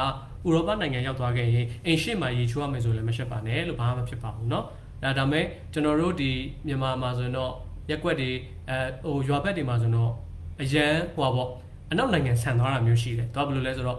အိမ်အရှိရဲ့အပေါ်တက်မှာရေချိုးတာမဟုတ်ဘဲနဲ့အိမ်အရှိရဲ့ခြံစည်းရိုးနားမှာရေချိုးကန်ထားတာ။နော်ကျွန်တော်ဒါငငယ်တော့လည်းကျွန်တော်လည်းအဲ့လိုချိုးဘူးပါတယ်။အိမ်အရှိမှာပဲရေချိုးကန်ထားတယ်ဘာလဲတွတ်တွေဝါးတွေနဲ့ကာထားတယ်အဲ့မှာပဲကိုတုံးလုံးချိုးစရာရှိနေချိုးပြလိုက်တာပဲပေါ့နော်။အိမ်အရှိမှာပဲချိုးတာတို့လည်းအရန်ဘူတအားဆန်သွားတဲ့ kit ဆိုတာလည်းရှိတာပေါ့နော်။ဆိုတော့ anyway ဒါကဘူတုတအနေနဲ့ပဲပြောတာပါဒါသူတို့ရဲ့ဖွဲ့စည်းပုံနဲ့သူတို့ရဲ့ culture လေးတွေပါ okay ဒါဆိုရင်ကျွန်တော်တို့ audio number 24သွားရအောင်24မှာကျတော့ဗာဖြေရမလဲဆိုတော့ true false ကိုကြားမဲ့ conversation က A ပေါ့နော်ပထမတစ်ခုကြားတဲ့ဟာကမှန်တယ်ဆိုရင် true ဒုတိယတစ်ခုကြားမဲ့ဟာကမှားတယ်ဆိုရင်တော့ false မှန်တယ်ဆိုရင်တော့ true ဆိုပြီးတော့ဖြေပေးအောင်မယ် T နဲ့ F ရေးအောင်မယ်ဘာတွေကြားမလဲဘာတွေဖြေရမလဲဆိုတော့တစ်ချက်လေးနားထောင်ကြည့်မယ်နော်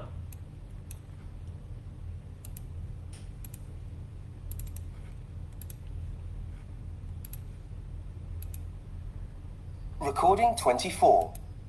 A. The kitchen is downstairs, on the left. Okay ဒီပုံရ kitchen ကတဲ့ downstairs on the left မှန်လား yes မှန်ပါတယ်เนาะဒါကြောင့် true လို့ရေးထားတယ်ဒီပုံရပဲเนาะအပေါ်ပေးထားတဲ့ upstairs downstairs ပုံရဆက်သွားမယ် B. The dining room is downstairs on the right. The dining room is downstairs on the right အဲ့ဆိုရင်လေမှန်တယ်เนาะ ဆက်သွားမယ် C. The lounge is next to the kitchen. The lounge is next to the kitchen ဆိုတော့ဒီနားနေတဲ့နေရာကတဲ့မိဖို့ဆောင်ရဲ့ဘေးနားမှာတဲ့ဒါဆိုမှားသွားပြီ right ဒါဆိုရင် C က false okay လိုက်ဖြည့်ကြည့်ပါလို့ရတယ်နော် D. The toilet is at the top of the stairs. top of the stairs ဆိုတော့မှားတယ်နော် E. အောက်မှာ Mr. and Mrs. Wood's room is at the top of the stairs on the left. မှန်သွားပြီနော်လေကအပေါ်ဘယ်ဘက်မှာ F. Abigail's room is next to her parents' room. next to ဆိုမှာပါတယ် opposite ဖြစ်ရမယ်နော် G. other false The bathroom is at the end. bathroom ကတဲ့ဟို H. အနောက်မှာတဲ့ Paola's room is next to the bathroom. Paula ရဲ့အခန်းကတဲ့ bathroom နဲ့ကပ်လျက်မှာရှိနေတာတဲ့အဲ့ဒါမှန်တယ်နော် true okay ဆိုတော့ခုနကသူပြောချင်တာက bathroom ကအိမ်ရဲ့အနောက်ဘက်မှာရှိနေတာဆိုတာမဟုတ်ဘူးเนาะအရှိမှာရှိနေတာပြီးတော့ Paula နေတဲ့အခန်းကျတော့ဒီရေချိုးခန်းနဲ့ကက်လျက်အခန်းဆိုတော့ဒါ true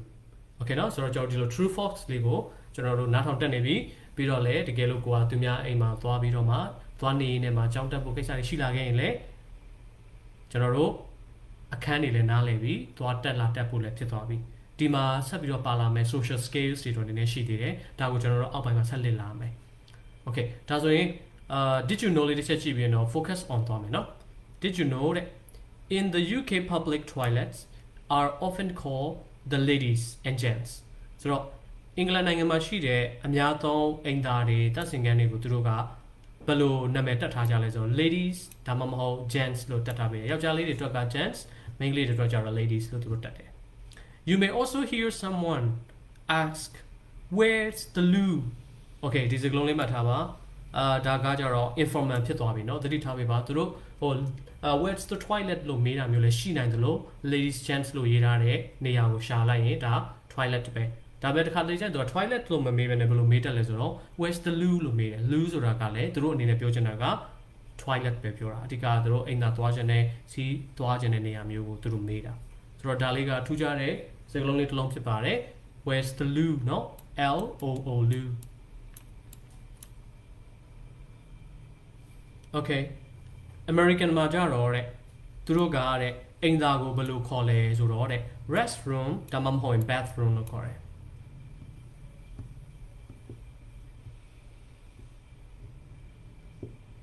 ကဲစပြီးတော့ခေါင်းရှုပ်စရာလေးတစ်ခုစပြီ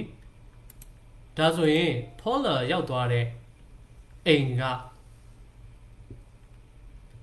ဘယ်နိုင်ငံရဲ့ system နဲ့ဆောက်ထားတဲ့အိမ်လို့ထင်လဲအင်္ဂလန်နိုင်ငံရဲ့ style လားဒါမှမဟုတ် American နိုင်ငံရဲ့ style လား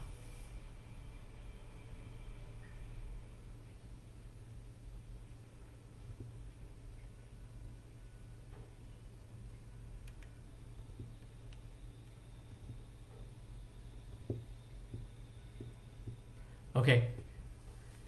ခေါင်းတော့မရှုပ်သွားနဲ့เนาะသူရောက်သွားတဲ့နေရာက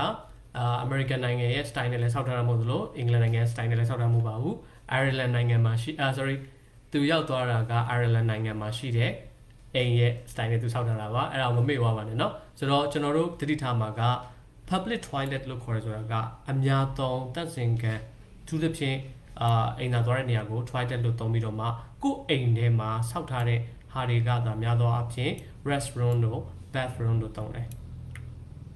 အားလေးတစ်ချက်ပဲသတိထားပေးပါเนาะတခြားကြီးကြီးမားမားတော့ကွာခြားကြတော့မရှိဘူးအဓိကဘာလို့ restroom တို့ bathroom တို့သုံးလဲဆိုတော့အဲ့ဒီထဲမှာရေချိုးကန်ကောအိမ်သာကောထည့်ထားတာမျိုးရှိတယ်အဲ့ဒါကြောင့်ဒါပေမဲ့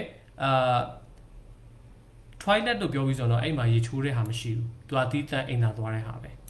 ဒါလေးပဲကွာတယ်เนาะတခြားဘာမှအထွေထူးမရှိဘူးတကယ်လို့ restroom လို့ပြောလိုက်ရင်အဲ့ဒီနေရာမှာကရေချိုးတဲ့နေရာကောအိမ်သာသွားတဲ့ဟာပါရှိတယ် bathroom လည်းအဲ့တိုင်းပဲဒါပေမဲ့ bathroom ကတော့ mostly ကတော့ရေချိုးတာပဲပုံများတယ်ဒါပေမဲ့လည်းရေချိုးတာကိုအိမ်သာတက်တာနှစ်ခုစလုံးရှိနိုင်တဲ့နေရာက restroom ဒါမှမဟုတ်ရင် bathroom ဆိုတော့ toilet လို့ပြောပြီးဆိုရင်တော့ရေချိုးတဲ့နေရာတော့မရှိဘူးဒါပဲ꿰တယ်เนาะဒါဘယ်နိုင်ငံမဆိုဒါပဲသုံးပါတယ်ဒီဟာတွေနဲ့ပတ်သက်ပြီးတော့ဒီရန်ကြီးဘာမှ serious ဖြစ်ကြမလို့ပါဘူးတခုပဲသတိထားပါသူတို့ loo လို့လည်းခေါ်တယ်เนาะဒါလေးတခုတော့သတိထားပေးပါကြည့်ဒါဆိုရင်ကျွန်တော်တို့ ဒီဘက်မှာ modal verb လေးနည်းနည်းလေ့ကျင့်ကြရအောင် modal verb ကအရင်ကြီးတော့ခက်နေတာမျိုးတော့မဟုတ်ဘူးကျွန်တော်တို့ကြားဘူးနောက်ဟာပဲငယ်ငယ်တော့လည်း grammar သင်ခဲ့တဲ့ဟာတွေပဲဘာတွေသုံးလဲဆိုတော့ can တို့ have to တို့ can't နဲ့ don't have to ဒါပဲအများကြီးပါမှာမဟုတ် should တို့ shall တို့ might တို့ may တို့အဲ့ဒါမပါဘူးဒီမှာသုံးရတာက can နဲ့ have to ပဲဆိုတော့ဘာကွာလဲ can ဆိုတာကလုံနိုင်ခြင်းကိုပြောတာကျွန်တော်တို့ကိုယ့်ဘာကိုဆုံးဖြတ်ပြီးတော့လုံနိုင်တယ်တခုခုလုံနိုင်တာကို can လို့ပြောတယ် have to ကြတော့လုံနိုင်တာမဟုတ်ဘူးလုံရမှာလုံကိုလုံရမယ်ဆိုတဲ့အသိစိတ်နဲ့လုံနေတဲ့ဟာဆိုတော့သူများပြောလို့ဒါမှမဟုတ်တခုခုကတွန်းအားပေးတာလို့လုံရမယ်ဟာဆိုရင်တော့ have to လို့သုံးပြီးတော့ကိုယ့်ဘာကိုလုံနိုင်စွမ်းရှိတဲ့ဟာကိုကြတော့ can လို့သုံးတယ်ဒါပဲဒါဆိုရင် I can watch TV in my room ပြောချင်တာကငါအခန်းထဲမှာငါ TV ကြည့်လို့ရတယ် Number B ကြတော့ I have to get up early every morning မနက်တိုင်းကစောစောထရမယ်ဒါကကိုထချင်တာမဟုတ်ဘူးထကိုထမှာမလို့ထတာ have to ဆိုတော့ I can't smoke anything in the building ငါဒီအဆောက်အဦထဲမှာတော့ anywhere ပေါ့ anything တော့ဖြစ်တယ် anywhere ဒီအဆောက်အဦရဲ့ဘယ်နေရာမှာမဆိုငါဆက်လက်တောက်လို့မရဘူးဒါကကိုအသိစိတ်နဲ့ကိုသိတဲ့ဟာနောက်တစ်ခုကကြတော့ I don't have to study at weekends ဒါကကြတော့ဘာလဲဆိုတော့ဆရာမကစာမလုပ်ခိုင်းလို့တနည်းအားဖြင့်စာလုပ်ဆရာမလိုဘူးလို့ပြောလို့ကိုကစကားကိုနားထောင်ပြီးတော့မှငါစာလုပ်ဆရာမလိုဘူးဆိုပြီးတော့ပြောတာညမယ်နော်ဆိုတော့အဲ့တစ်ခုရဲ့ကွာခြားချက်ကတော့ can ဆိုတာကကိုအသိစိတ်နဲ့ကိုလုံနိုင်စွမ်းရှိတဲ့ဟာ have to ကြတော့တူဦးတစ်ယောက်စေခိုင်းမှုဒါမှမဟုတ်သူများကသတ်မှတ်ထားတဲ့ schedule တစ်ခုခုအရာလုပ်ရတာမလို့ have to လို့သုံးတာဆိုတော့ I can do it ဆိုရင်ဒါငါလုပ်နိုင်တယ် I have to do it ဆိုရင်ဒါငါလုပ်ကိုလုပ်ရမယ်ကိုမလုပ်ချင်လဲလုပ်ရမယ်ဟာ okay နော်ကွဲမယ်လို့ထင်ပါတယ်ဒါဆိုရင်တော့ကျွန်တော်တို့အောက်မှာ1 2 3 4တက်ထားပြီးတယ်ကျွန်တော်ဟိုဖြည့်တောင်ဖြည့်ပေးသလိုဖြစ်သွားပြီပေါ့နော် number 3ကကြတော့ I can ဆိုတာက it is possible ဒါဖြစ်နိုင်ပါတယ်အဲဆိုရင် I have to ကြတော့ဗာလဲလုပ်ကိုလုပ်မှာဖြစ်တဲ့အတွက် it's necessary okay နောက်တစ်ခုကကြတော့ I can't ဆိုတော့ it is not possible ဆိုတော့ဒါ number 4နောက်ဆုံးတစ်ခုကကြတော့ I don't have to ကြတော့ it is not necessary ဒါဆို number 2ဒီလိုတက်ပေးလိုက်ရုံပဲအရင်ကြီးခက်တာမဟုတ်တဲ့အတွက်ကျွန်တော်အချိန်အရင်မယူတော့ဘူးเนาะဒါဆိုရင်အောက်ကလေ့ကျင့်ခန်းလေးကိုတစ်ချက်လိုက်ဖြည့်ကြည့်ပေးပါเนาะ I have my own TV ငါမှာကိုယ်ပိုင် TV ရှိတယ် so ဒါကြောင့် I can watch what I want ငါကြည့်ချင်တာငါကြည့်လို့ရတယ်အမှ can နဲ့တောင်းလိုက်တယ်ဒါဆို number B သွားရအောင် I travel far to get to school it is very close ဆိုတော့ဘာဖြစ်မလဲ I can လား I have to လား I cannot လား I don't have to လား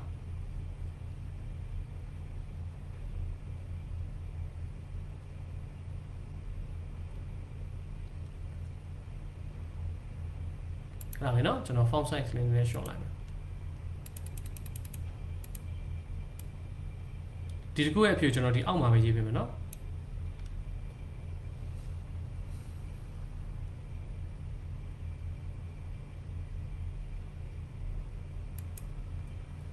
ဆိုတော့ဖြည့်ပေးလိုက်မယ်เนาะ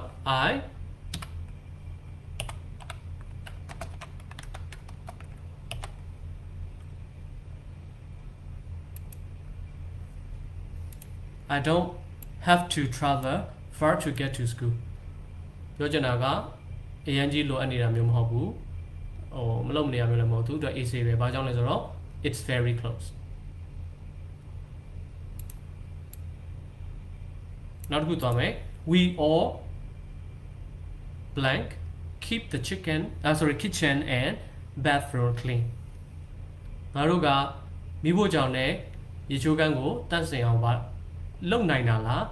လုံကိုလောက်မှာလားလုံကိုလောက်မှာเนาะဒါဆိုရင် have to ဖြစ်မယ် we all have to keep the kitchen and bathroom clean နောက်တစ်ခု we cannot ဟုတ်ပြီเนาะဆိုတော့ can't ပေါ့ we can't play loud music at night or have any pets အကျေကြီးညဘက်တခြင်းတွေဖွင့်လို့မရဘူးပြီးတော့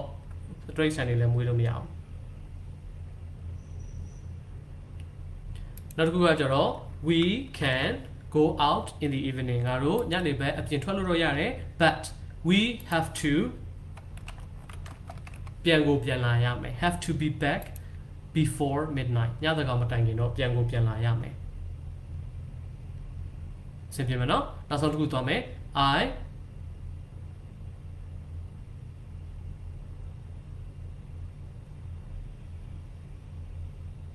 I can cook I can cook I have to cook I don't have to cook ဘယ်ဟာဖြစ်မလဲ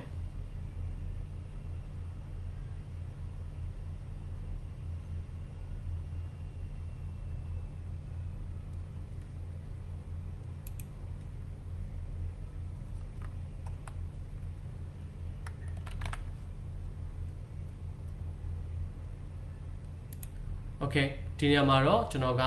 can လို့ပဲသုံးထားပေးမယ်เนาะ I can cook meats are included in the price ငါ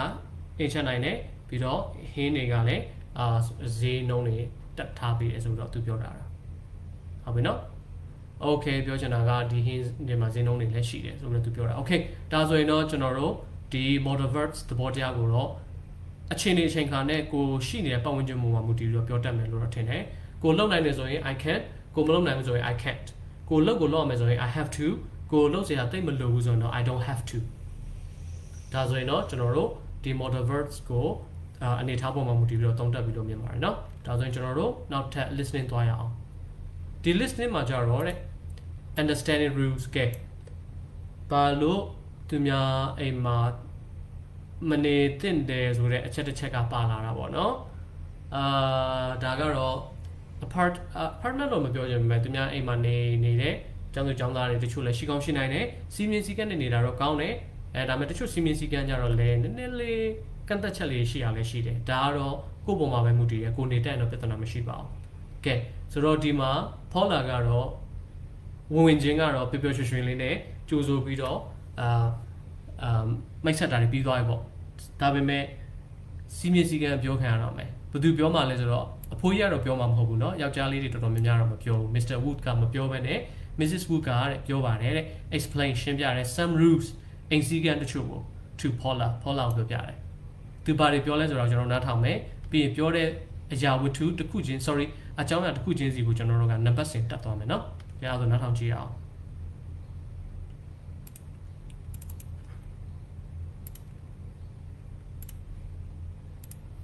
Recording 25. A. This is the dining room, and on the right is the lounge. B. sorry ကျွန်တော်မှားဖွင့်လိုက်ပြီเนาะ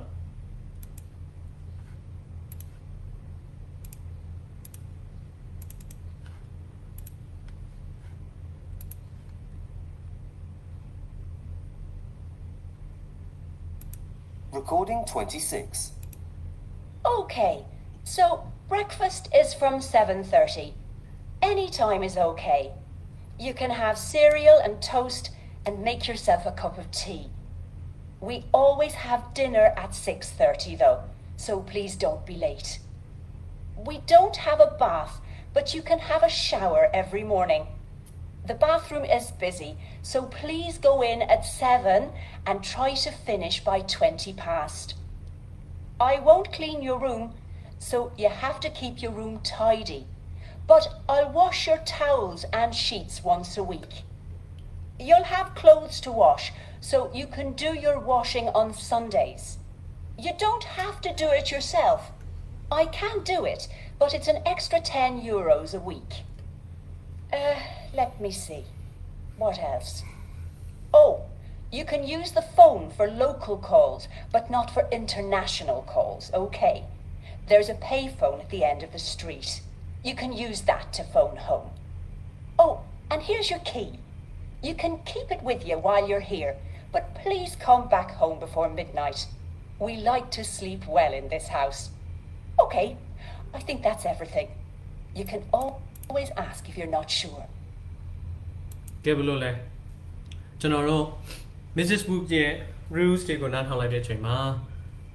အိမ်စီမင်းစည်းကမ်းလေးတွေကတော့နည်းနည်းရှိတာပေါ့နော်ဆိုတော့ကိုယ့်အကိုနေရတာမျိုးတော့လွတ်လပ်မှာမဟုတ်သလိုကိုယ့်အိမ်မှာနေရတာမျိုးလည်းလွတ်လပ်မှာမဟုတ်ဘူးဘာကြောင့်လဲဆိုတော့သူများအိမ်မှာကိုကသွားနေပြီးတော့မှကြောင်းတက်မှာဖြစ်တဲ့အတွက်သူများအိမ်ရဲ့စီမင်းစည်းကမ်းကိုတော့ကျွန်တော်တို့နားထောင်ဖို့လိုတယ်ကဲဆိုတော့ဒီ Mrs. Wood ရဲ့ပြောလိုက်တဲ့လေသံအတက်ကြလေးကတော့မိုက်တယ်ပေါ့နော် ဒါကကျွန်တော်တို့တွေ့ရမယ် British accent လေးတွေပေါ့နော်အရင်ကြီး British တော့အဲ့ပေါ့ British accent ပုံစံမျိုးလေးကျွန်တော်ကြားရမယ်နောက်တစ်ခါတော့ပြန်နားထောင်မယ်ဒီတစ်ခါကျတော့ကျွန်တော်ဘယ်လိုနားထောင်စေချင်လဲဆိုတော့ audio script နဲ့နားထောင်မယ်ဘာလို့ audio script ကိုပြမလဲဆိုတော့ number 26ဖြေဖို့အတွက်ပါတစ်ခါတည်းပြပါမလို့ဟုတ်ပြီနော်ဆိုတော့ sorry number 2ရဲ့အတွက်နားထောင်ပြီးနဲ့တစ်ခါတည်းမှတ်သွားလို့ရအောင်ကျွန်တော်ပြအောင်မှာဖြစ်ပါတယ်ဒါကြောင့်ကျွန်တော်တို့ number 1နဲ့2ကိုတစ်ခါတည်းဖြေလို့ရအောင် audio ကိုဒုတိယတစ်ချိန်နားထောင်မယ်ပြီးရင်တတိယတစ်ချိန်ဖွင့်တဲ့အချိန်ကျရင်အဖြေလိုက်ရေးတာတော့လိုက်ဆက်တာလုပ်လို့ရပါပြီเนาะဒါဆိုရင်ကျွန်တော်တို့ audio script လေးသွားရအောင်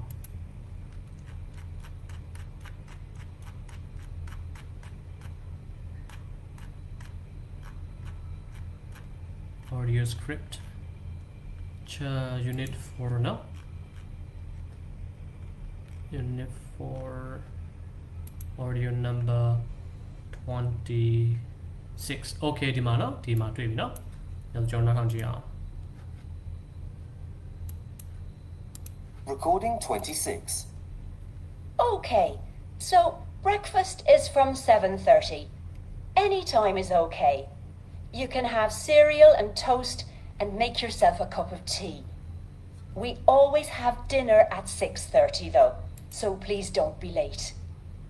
We don't have a bath, but you can have a shower every morning.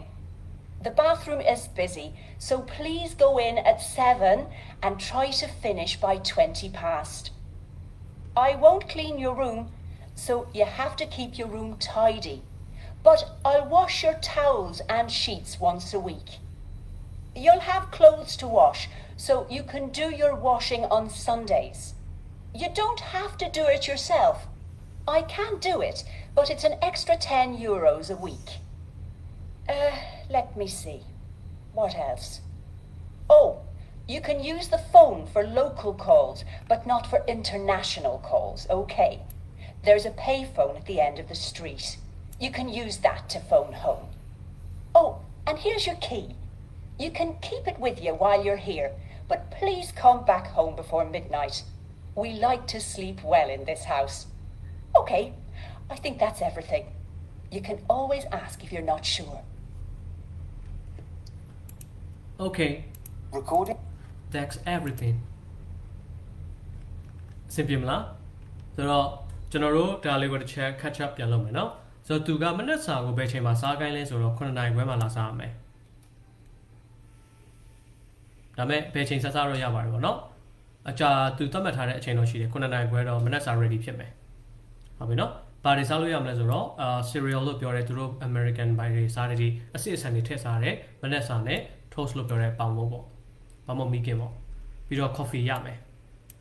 ခွက်နဲ့ a cup of coffee เนาะခွက်ရမယ်ပြီးတော့ခါကျတော့သူတို့ dinner ကိုကျတော့ဘယ်ချိန်စားလဲဆိုတော့ညနေ6နာရီခွဲစားတယ်ဟုတ်ပြီเนาะပြီးတော့သူဒီမှာဘာလို့သိုးထည့်ထားလဲဆိုတော့မတူညီတာတစ်ခုမနက်စာကိုစောစားပြီးတော့ညနေစာကိုကျတော့နောက်ကျစားတယ်ဆိုတဲ့ပုံစံမျိုးသူပြောချင်တာအားကြောင့်သိုးလို့သူသုံးတာဒါမဲ့သူတခု sorry မနက်စာကိုနောက်ကျစားတာ9နာရီခွဲဆိုနောက်ကျတာပေါ့နော်ညနေစာကျတော့6နာရီခွဲဆိုစောတယ်လို့သူကသတ်မှတ်လိုက်တာပထမအချိန်တည်းပိုစောသွားတယ်အားကြောင့်သိုးလို့သူသုံးတာတယ်ပြီးတော့သူပါမာလာလဲဆိုတော့ညနေစာကိုတော့နောက်ကျပြီးတော့လာမစားနဲ့တော့လို့သူပြောတာတယ်ပြီးတော့သူတို့မှာတဲ့ bath လို့ပြောတာကဘာလဲဆိုတော့ bath tub ကိုပြောတာဒီလိုစိန်နဲ့ကန်ပေါ့နော်ရေစိန်ကန်မရှိဘူးအဲ့ဒီအစားဘာပဲရှိလဲဆိုတော့ရေပန်းပဲရှိတယ်ရေပန်းနဲ့ရေချိုးလို့ရမယ်ရေပန်းလေးနဲ့ shower ဆိုတာရေပန်းကိုပြောတာပေါ့နော် every morning မနက်တိုင်းသူရေချိုးလို့ရမယ်ပြီးတော့ရေချိုးကန်းကတော့များသောအားဖြင့်တော့မအားဘူးဘာကြောင့်လဲဆိုတော့တစ်ခမ်းပဲရှိလို့လေမိသားစုတွေချိုးကြတာဟုတ်ဆိုတော့ဖြစ်နိုင်တော့သူဘာပြောလဲဆိုတော့9နာရီလောက်မှနေရေဝင်ချိုးလိုက်တယ်မနက်9နာရီမှရေဝင်ချိုးပြီးရင်အချိန်20တော့ရမယ်မိနစ်20အတွင်းတော့အပြီးချိုး20 past ဆိုတာဆိုတော့9နာရီမိနစ်20အတွင်းမှာပြီးချိုးပြီးရင်9နာရီခွဲကြာရင်မနက်စာလာစားညနေ6နာရီခွဲမတိုင်ခင်တော့နေညနေစာရအောင်တော့လာစားအဲ့ပုံစံမျိုးသူကမှာထားတာပြီးတော့မှသူဘာပြောလဲဆိုတော့ I won't clean your room ငါနေ့အခန်းတော့တန့်ရှင်းလုပ်မှာမဟုတ်ဘူး so you have to keep your room tidy ဆိုတာကကိုယ့်အခန်းကိုယ့်ကိုတန့်ရှင်းလုပ်ပြီးတော့ဒါပေမဲ့ပေါ့နော်သူကတဲ့နေ့ရဲ့အခန်းမှာရှိတဲ့စောင်းနေနဲ့တပတ်တွေပါတွေတော့သူတပတ်တစ်ခါတန့်ရှင်းလုပ်ပေးမယ်ပြောချင်တာ short ပေးမယ်ဒါပေမဲ့ကိုယ့်အဝတ်စားတော့ကိုယ့်အကို short ရမယ်တဲ့ပြီးတော့သူဘာထပ်ပြောသေးလဲဆိုတော့နေ့အဝတ်စားတွေကိုနေဘယ်ချိန်မှာ short လို့ရလဲဆိုတော့အထူးသဖြင့်သူ သူအကြံပေးတာပေါ့နော်ဒီ Sunday မှာ S ထည့်တိုင်းတွေ့လားဆိုတော့အပတ်စဉ်တနင်္ဂနွေနေ့တိုင်းနေ့ဝတ်စားကိုနေလျှော်လို့ရတယ်လို့သူပြောတာပြီးတော့မှအဖွားရတခါတည်း marketing မှာဆင်းတာပေါ့နော်ကိုအိမ်မှာလာတဲတာတော့မှသူ marketing ရတခါတည်းဆင်းလိုက်သေးတယ်တကယ်လို့ပေါ့နော်နေမလို့ချင်လဲရတယ်ပေါ့နော် you don't have to do it yourself နေမလို့ချင်လဲရတယ်နော်တဲ့ငါနေ့စားလုပ်ပေးလို့ရတယ်တဲ့ဒါပေမဲ့နေငါ့ကိုတော့တဲ့ပတ်စံနဲ့နေတော့ပေးရမယ်ဘယ်လောက်ပေးရမလဲဆိုတော့တစ်ပတ်ကို10 euro ပေးရမယ်ပြီးတော့သူထပ်စဉ်းစားပါ let me see ငါဘာတွေပြောဖို့ရှိသေးလဲဆိုပြီးတော့ဘာတွေရှိအောင်မလဲဆိုတော့ what else ပေါ့နော်ပြီးတော့မှသူဆက်ပြောတယ်နေဖုန်းခေါ်လို့ရတယ်နိုင်ငံထဲမှာရှိတဲ့ဖုန်းပြောချင်တာက Ireland နိုင်ငံထဲမှာရှိတဲ့ဘယ်ဖုန်းမဆိုနေခေါ်လို့ရတယ်အိမ်ကဖုန်းနဲ့ဒါပေမဲ့ international call လို့ပြောတယ်ကိုအိမ်ကိုနိုင်ငံကိုတော့ပြန်ဖုန်းခေါ်လို့မရဘူးเนาะနိုင်ငံတကာဖုန်းတော့ခေါ်လို့မရဘူးတဲ့တကယ်လို့ခေါ်ချင်တယ်ဆိုရင်တော့တဲ့ဒီလမ်းရဲ့အဆုံးနားလောက်မှာတဲ့လမ်းဘေးဖုန်းရှိတယ်တဲ့အဲ့ဖုန်းနဲ့ကိုအိမ်ကိုလမ်းခေါ်လို့ရပါတယ်တဲ့သူကအဲ့လိုလမ်းပြောတယ်ပြီးတော့မှအဖွားကြီးကသူကတော့ပေးလိုက်တယ်ရော့နေ့အခန်းတော့ယူလိုက်တော့ဒီတော့ကိုနေနဲ့တင်ထားတော့တဲ့နေဒီမှာနေတဲ့အချိန်မှာဒီတော့အနေပိုင်နေတင်ထားပေးပါတဲ့ပြီးတော့အိမ်ကိုတော့စောစောပြန်လာတော့တဲ့ညတကောင်မနဲ့စင်နေတဲ့ပြောချင်တာကတခုကတော့ဘာကောင်းသွားလဲဆိုတော့အဖွားကြီးကသူ့ကိုတော့ခွင့်ပြုတယ်ဘယ်လိုခွင့်ပြုလဲဆိုတော့ညနေစာတော့စောစားဒါပေမဲ့နေညနဲ့တကောင်သွားလာလို့တော့ရတယ်ဒါပေမဲ့ညတကောင်အနှက်ကြီးတော့နောက်ကျမှပြန်မလာနဲ့ပေါ့အဲ့လို तू ကဘယ်လိုပြောမလဲဟာသာချက်အနှက်ချက်လေးတွေရှိတယ်အချိန်နဲ့တော့အစားအသောက်လေးတွေစားရတာပေါ့နော်ဒါမိသားစုထမင်းစားချိန်ကိုဒီချိုကန်ကတော့လူများတော့တခမ်းပဲရှိတော့လူချိုရတာမလို့ဖုန်းကလည်းဒါဘေတက်မှာဆိုလို့ဒါပေမဲ့အဝတ်လျှော်တာကြတော့အဖွားရတဲ့ခါလေး तू ကမုတ်ဘိုးလေးပေါ့နော်အပုံငွေလေးရှာတာပေါ့နေမလျှော်ချင်လဲရရင်တော့ငါတစ်ပတ်ကို10 euro လေးယူတော့လျှော်ပေးမယ်အဲ့လိုကစားလေး तू marketing နည်းနည်းဝင်လိုက်သေးတယ်ပြီးတော့မှ you like to sleep well in this we like to sleep well in this house ဆိုတော့ပြောချင်တာကဘာလို့နောက်ကျမှပြန်မလာခိုင်းလဲဆိုတော့သူတို့တွေကစောစောအိတ်တဲ့လူတွေမလို့အဲ့တော့အိမ်မှာဆူညံသူမကြားချင်ဘူးနောက်ကျမှတကားဖွင့်တာတော့တငယ်ချင်းတွေရောက်လာတာအဲ့လိုမဖြစ်စေချင်တော့โอเคနော်ပြီးတော့မှသူဘာပြောလဲဆိုတော့သူဘာမှပြောစရာမရှိတော့ဘူးเนาะဒါဒီလောက်ပါပဲတဲ့ပြီးတော့နေမေးစရာရှိရင်တော့မေးလို့ရပါတယ်ဆိုပြီးတော့မှဒီအဖွားကြီးကဒီ Mrs. Wood ကပေါ့เนาะသူအကုန်တေချာတော့ရှင်းပြပေးပါတယ်ဘယ်ဘာကိုကျွန်တော်ချိန်သွားလဲဆိုတော့သူ့ရဲ့စကားပြောတဲ့လေတဲ့အတက်ကြလေးနဲ့အသွားလာလေးပေါ့နော်တော်တော်လေးမိုက်တယ်တခါတည်း marketing လဲစင်းတယ်တခါတည်းစီမင်းစီကလည်းပြောတယ်တခါတည်းအလိုလိုက်တဲ့နားလေးလည်းအလိုလိုက်ပေးတယ်โอเคဒါဆိုရင်ကျွန်တော်နောက်ဆုံးတစ်ခါနားထောင်ပြီးတော့အဖြေလေးကိုအတူတူပြန်စစ်လိုက်အောင်နော်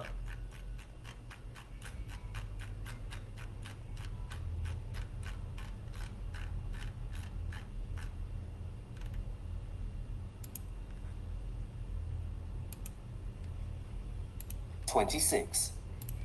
Okay, so breakfast is from 7:30. Any time is okay. You can have cereal and toast and make yourself a cup of tea. We always have dinner at 6:30 though, so please don't be late. We don't have a bath, but you can have a shower every morning. The bathroom is busy, so please go in at 7 and try to finish by 20 past. I won't clean your room, so you have to keep your room tidy. But I'll wash your towels and sheets once a week. You'll have clothes to wash, so you can do your washing on Sundays. You don't have to do it yourself. I can do it, but it's an extra 10 euros a week. Let me see. What else? Oh, you can use the phone for local calls, but not for international calls, okay? There's a payphone at the end of the street. You can use that to phone home. Oh, and here's your key. You can keep it with you while you're here, but please come back home before midnight. We like to sleep well in this house. Okay, I think that's everything. You can always ask if you're not sure. Okay เนาะဆိုတော့ကျွန်တော်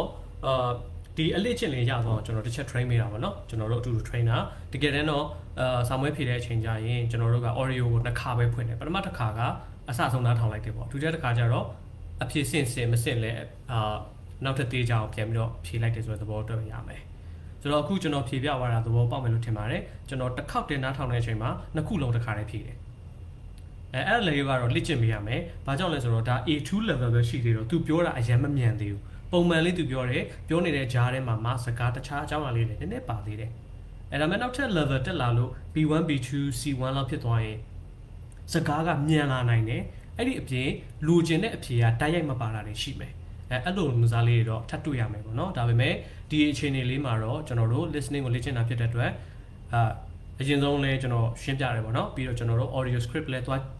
6ကြည့်လိုက်သေးတယ်ပေါ့နော်ပြီးတော့ကျွန်တော်တို့ဒီဘက်မှာပြန်ပြီးတော့ဖြည့်တယ်ပေါ့အမှန်တကယ်တော့ကျွန်တော်တို့ audio script တောင်ကြည့်ရမှာမဟုတ်ဘူးเนาะတန်းပြီးတော့ကျွန်တော်တို့ဖြည့်ရမှာဒါပေမဲ့အခုကအတူတူလေ့လာသင်ယူနေတဲ့ကာလဖြစ်တဲ့အတွက်ကျွန်တော်လေ့လာပုံလေ့လာနည်းကိုပြောပြတာဖြစ်တယ်နောက်ပိုင်းကျရင်တော့ audio script သွားမကြည့်တော့ဘဲနဲ့လက်တန်းဖြည့်နိုင်ဖို့အတွက်ပို့ပြီးတော့လေ့ကျင့်မှုလိုပါတယ်ပေါ့เนาะ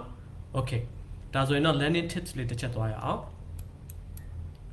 In English people say please thank you a lot always use please and thank you whenever possible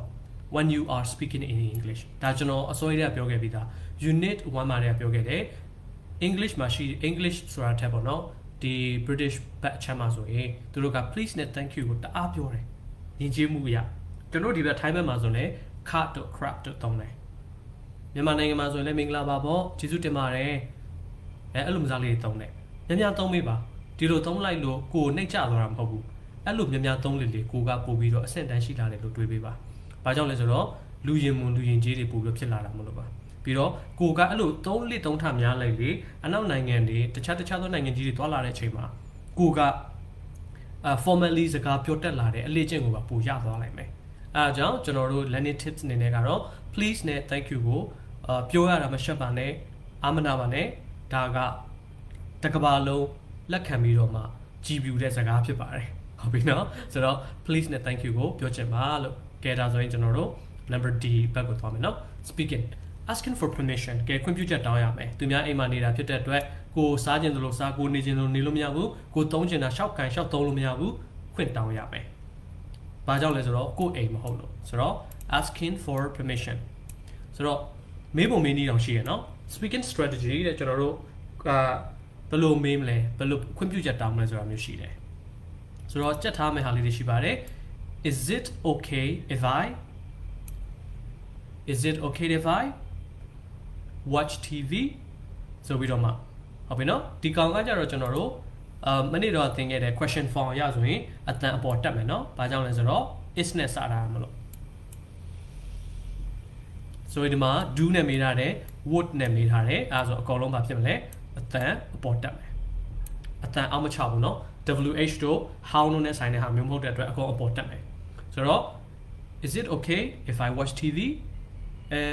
ငါ TV လေးကြည့်လို့ရမလားအဲ့လိုမစားလေးပေါ့ငါ TV လို့ကြည့်ငါ TV ကြည့်လို့အဆင်ပြေမလားအဲ့လိုကျွန်တော်တို့ကဘယ်လိုပြောမလဲခလေးလေးလို့ပေါ့တကူကူကိုခွင့်တောင်းပြီးတော့မေးတဲ့ပုံစံလေးဖြစ်ရမယ်ကိုကသွားပြီးတော့မှ is it okay if I watch TV အတန်ချလိုက်ရင်ဘာဖြစ်သွားလဲဆိုတော့အမိတ်ပေးတဲ့ပုံစံမျိုးပူဆန်သွားတော့မယ်နေပေးကြည့်မကြည့်ငါကြည့်မယ်ဆိုတဲ့ style မျိုးတော့နည်းနည်းထွက်နေတယ်ဆိုတော့ကျွန်တော်တို့ကဒီနေရာမှာခွင့်ပြုချက်တောင်းမှာ permission တောင်းမှာဖြစ်တဲ့အတွက်အတန်ကအပေါ်ဘက်သွားရတယ်ဆိုတော့ is it okay if I watch TV အဲ့လိုလေးသွားမယ်နောက်တစ်ခုကကျတော့ do you think I could make a cup of coffee အဲ့လိုသွားမယ်နော်နေငါ coffee လေးတစ်ခွက်လောက်ဖြောတောက်လို့ရမလားအဲ့လိုမစားလေးပေါ့ would you mind if I invite a friend for dinner အဲ့လိုမစားတောင်းမယ်ငါအဆင်ပြေမယ်ဆိုရင်လေတငယ်ချင်းတွေကိုငါညစာအိမ်မှာခေါ်ကျွေးခြင်းနဲ့နေတို့အဆင်ပြေမလားအဲ့လိုမစားလေးသွားရတယ်ဟုတ်ပြီနော်ဆိုတော့ကျွန်တော်တို့ကြက်ထားပေးပါကျွန်တော်တို့ကြက်ထားဖို့လိုတယ် is it okay if I watch if I တခုရယ်do you think I could yeah would you mind if I ဒါလေးကိုကျွန်တော်တို့ကြက်ထားပေးဖို့လိုပါတယ်နောက်ဆက်တွဲရတော့ဘာနဲ့ပဲဆက်လဲဆိုတော့ verb နဲ့ပဲဆက်တယ် watch တို့ make တို့ invite တို့ပေါ့နော်ဥပမာဆိုရင်ရုပ်ရှင်ကြည့်ရတာကြိုက်တဲ့တငယ်ချင်းတွေကိုအိမ်မှာအတူတူခေါ်ပြီးတော့အဖွဲ့လိုက်စုပြီးတော့ကြည့်ကြတယ်ဆိုရင်တော့ကိုအိမ်ရှင်တော့ပြောပါနော် would you mind if I invite my friends for movie night အဲ့လိုမျိုးသွားတယ် night ဟုတ်ပြီနော်နေစိတ်အဆင်ပြေမယ်ဆိုရင်ပေါ့နော်ငါတငယ်ချင်းတွေကိုငါဖိတ်ပြီးတော့မှငါတို့အိမ်မှာရုပ်ရှင်လေးအတူတူကြည့်ကြတယ်အဲ့လိုမျိုးလေးပြောတာဟုတ်ပြီနော်နောက်တစ်ခုကကျတော့ did you think I could make a glass of juice ကအေးလေးတစ်ခွက်လောက်ဖြောတောက်လို့ရမလားပေါ့အဲ့လို style မျိုးနောက်တစ်ခုကကျတော့ is it okay if I use washing machine machine ဆိုပြီးတော့ကိုမေးလိုက်တဲ့ကြတော့ဘယ်လိုလဲဆိုတော့အဆင်ပြေမလားပေါ့နော်ငါအဝတ်လျှော်ခြင်းလို့အိမ်မှာရှိတဲ့အဝတ်လျှော်စက်လေးသုံးလို့ရမလားဆိုပြီးတော့မေးတဲ့ပုံစံမျိုးဒါဆိုရင်ဒီမှာအတူရှိနေတဲ့ကျွန်တော်တို့ ဒီကိုလေ့လာနေတဲ့ညီကောင်မောင်နှမတွေဒီဟာလေးကိုရအောင်ချက်ထားပေးပါအနောက်မှာကိုပြောင်းခြင်းတဲ့ပုံစံတိုင်းပြောင်းပြီးတော့သုံးသွားလို့ရတယ်အရှိမှာတော့ဒီလိုရင်ကြည်ကြည်လေးခွင့်ပြုချက်တောင်းတတ်ဖို့လိုပါတယ်အရင်တော့ကကိုမသုံးခဲ့ဘူးမသိခဲ့ဘူးဆိုရင်အခုချက်ထားလိုက်ပါဒီလိုသုံးလိုက်ပါကိုယ့်ရဲ့လုပ်ဖို့ကံပတ်ကိုယ့်ရဲ့တထေးကိုယ့်ရဲ့တငယ်ချင်းဒါမှမဟုတ်ကိုယ့်ရဲ့အောက်လက်ငယ်သားအစားအော်သွားနိုင်မယ်ဝေါတခါမှခွင့်မတောင်းဘူးတဲ့လူကဘယ်လိုလုပ်ပြီးတော့ခွင့်နေမှာတောင်းကုန်တာလဲဆိုတော့မင်းဖြစ်ကုန်နိုင်မယ်ပြီးသူတို့လုံးဝ impress ဖြစ်သွားနိုင်မယ်လေးစားသွားနိုင်မယ်အော်လူကြီးဖြစ်နေတာတောင်မှကိုယ့်ရဲ့အောက်လက်ငယ်သားကိုခွင့်တောင်းတယ်အောက်လက်ငယ်သားဖြစ်နေခဲ့တယ်ကိုယ့်ရဲ့ဆရာလူကြီးသူမကိုဟာရင်ကြည်ကြည်ဆက်ဆံတယ်ဆိုတဲ့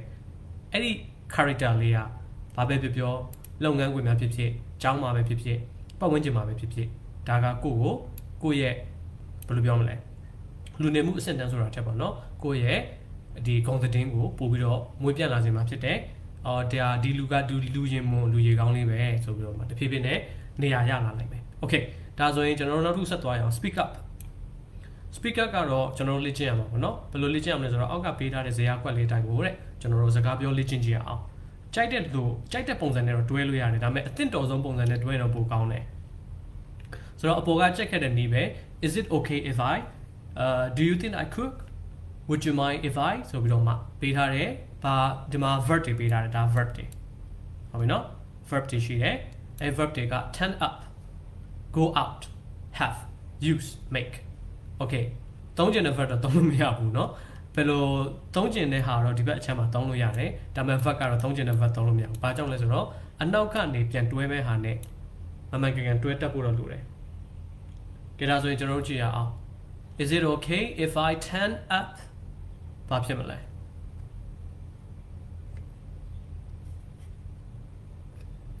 turn up ဆိုတာကတခုခုကိုဖွင့်လိုက်တာ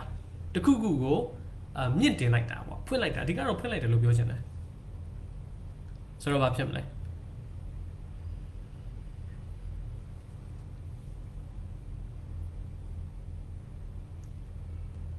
okay the heating ဟုတ်ပြီနော်သူတို့နိုင်ငံမှာကျတော့ရာသီဥတုကအရင်အေးတော့ aircon မဖွင့်မှန်းနဲ့aircon ဆိုတာတော့အမှန်ကတော့အပူအေးဆက်ပါကျွန်တော်တို့နိုင်ငံမှာကသာပူနေလို့ဒါအေးအောင်ကျွန်တော်တို့ကအပူချိန် short တာသူတို့စီမှာကျတော့ heater ပြန်ဖွင့်တာပေါ့ဆိုတော့ turn up the heating သူကအပူချိန်လေးမြင့်ချင်လို့ရမလားဆိုတော့သူပြောတာကြိုက်တာသုံးလို့ရတယ် is it okay if I turn up ဒါမှမဟုတ် do you think I could turn up would you mind if I turn up ကြိုက်တာသုံးလို့ရတယ် the heating ဆိုပြီးတော့နောက်တစ်ခုကကျတော့ go out ဆိုတော့အပြင်လျှောက်လေတာပေါ့ဒါကတော့လူတိုင်းသိပြီးသားပါ with some friends tonight နောက်တစ်ခုကကျတော့ have ဆိုတာဘာဖြစ်မလဲ have ဆိုတာကရရှိတာတော့မှန်တယ်ဒါပေမဲ့ဒီနေရာမှာကျွန်တော်တို့ကဘာအတွက်သုံးလဲဆိုတော့ရေချိုးဖို့အတွက်သုံးတယ်ဟုတ်ပြီနော် have a bath take a bath လည်းသုံးတယ်ဒါပေမဲ့ဒီမှာ take မပေးတာ have a bath ပြီးတော့နောက်တစ်ခုကကျတော့ဘာရှိမလဲဆိုတော့ use ပေါ့နော်ဒါကြတော့အသုံးပြုတာတခုခုအသုံးပြုချင်တာဒါဆိုရင် use washing machine wish ဆိုတဲ့အသုံးပြုမှာ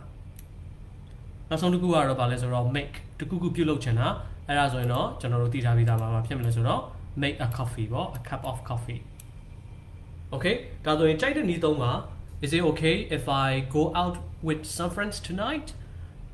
အများတော့မှတ်ထားပါ intonation ကအားလုံးဒီ app ဖြစ်မယ်เนาะအပေါ်တက်မယ်အားလုံးအပေါ်တက်မယ်ဘာကြောင့်လဲဆိုတော့ permission တောင်းမှာမလို့ဒါဆိုရင်ကျွန်တော်နောက်တစ်ခုနဲ့ထပ် try ကြည့်မယ် do you think I could make a cup of tea အတန်လေးမြင်လိုက်လို့ရတယ်ဒါတော့ကျွန်တော် legit နေတာဖြစ်တဲ့အတွက်အရင်ကြီးတော့ကျွန်တော်ဟို expressions တွေနော် never ဟိုပေါ့နော်ဟိုဘယ်လိုပြောမလဲ scales တွေအရင်သုံးတာမျိုးကျွန်တော်မထည့်ချင်ဘူးအဓိကကတော့ A2 level ကိုပုံမှန်လေးလေ့ကျင့်တာပဲ focus လေးသွားချင်ပါတယ်နောက်တစ်ခုကကျတော့ would you mind if I have a bath ငါရေချိုးလို့ရပါလားပေါ့အဲ့လိုစားလေးမေးတာပေါ့ okay နော်ဒါဆိုရင်ကျွန်တော်တို့အဆင်ပြေတာလက်သုံးလို့ရတယ်ဒီအရှိက3ခုကိုကြိုက်တယ်လို့လက်သုံးပါဒါပေမဲ့ verb ကတော့သက်ဆိုင်ရာဟာနဲ့တော့မှန်မှန်ကန်ကန်တွဲဖို့လိုတယ်မဟုတ်ရင်ပြဿနာတက်မယ်ဟုတ်ပြီနော်ကဲဒါဆိုရင်တော့ကျွန်တော်တို့အောက်ကဟာလေးကိုအတူတူလေ့ကျင့်ကြည့်ရအောင်နော်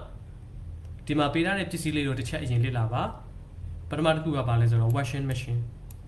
ဒီကောင်ကျတော့ဒါရေချိုးတဲ့နေရာဆိုဒါ shower ဒါကြတော့coffee လုပ်မှာပါ make a coffee ဒါကြတော့ခုနကတော့သုံးခဲ့တဲ့ဟာပဲturn up ဟုတ်ပြီနော် heating ဟာမျိုး ဒီကောင်ကြတော့ဒါ telephone ဒါဆိုရင် make a call လို့လည်းသုံးလို့ရတယ်เนาะ make a call ပေါ့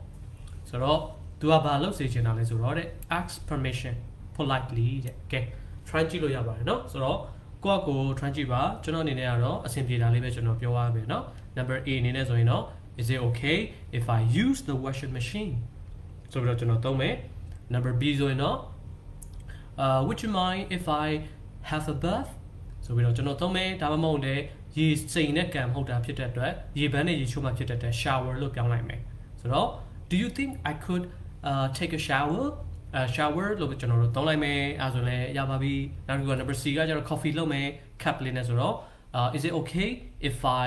make a cup of tea a cup of coffee ဆိုပြီးတော့ကျွန်တော်တို့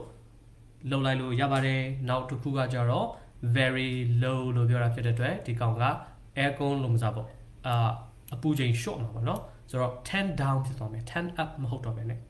ဟုတ်ပြီနော်ဆိုတော့ very low လို့လည်းသူပြထားတယ်နော်စာကျွန်တော်ချက်ကြည့်မယ်ဆိုဒါဆိုရင် do you think I could turn down the heating ဆိုပြီးတော့ကျွန်တော်တို့သုံးမယ်ဒါဆိုရင်ဒါအပူချိန်ပြန် short ချင်တာနောက်ဆုံးတစ်ခုကကျတော့ telephone ခေါ်တာပေါ့ဆိုတော့ would you mind if I make a call လို့သုံးလိုက်လို့ရတယ် okay ဆိုတော့ဒါကကျွန်တော်တို့ပတ်ဝန်းကျင်မှာရှိနေတဲ့ပစ္စည်းနဲ့သုံးထိုက်တဲ့ဟာကိုကျွန်တော်တို့ကအဆင်ပြေသလိုတွဲသုံးပြတာပေါ့နော်ဆိုတော့အများကြီးလေ့ကျင့်လို့ရပါသေးတယ်လို့သုံးကြည့်ပါပြောကြည့်ပါဒါပေမဲ့ဒီသင်ခန်းစာမှာအဓိကသူပေးခြင်းတဲ့အရာကတော့ဒီ3ခုဖြစ်ပါတယ်ဒါကိုချက်ထားပေးပါ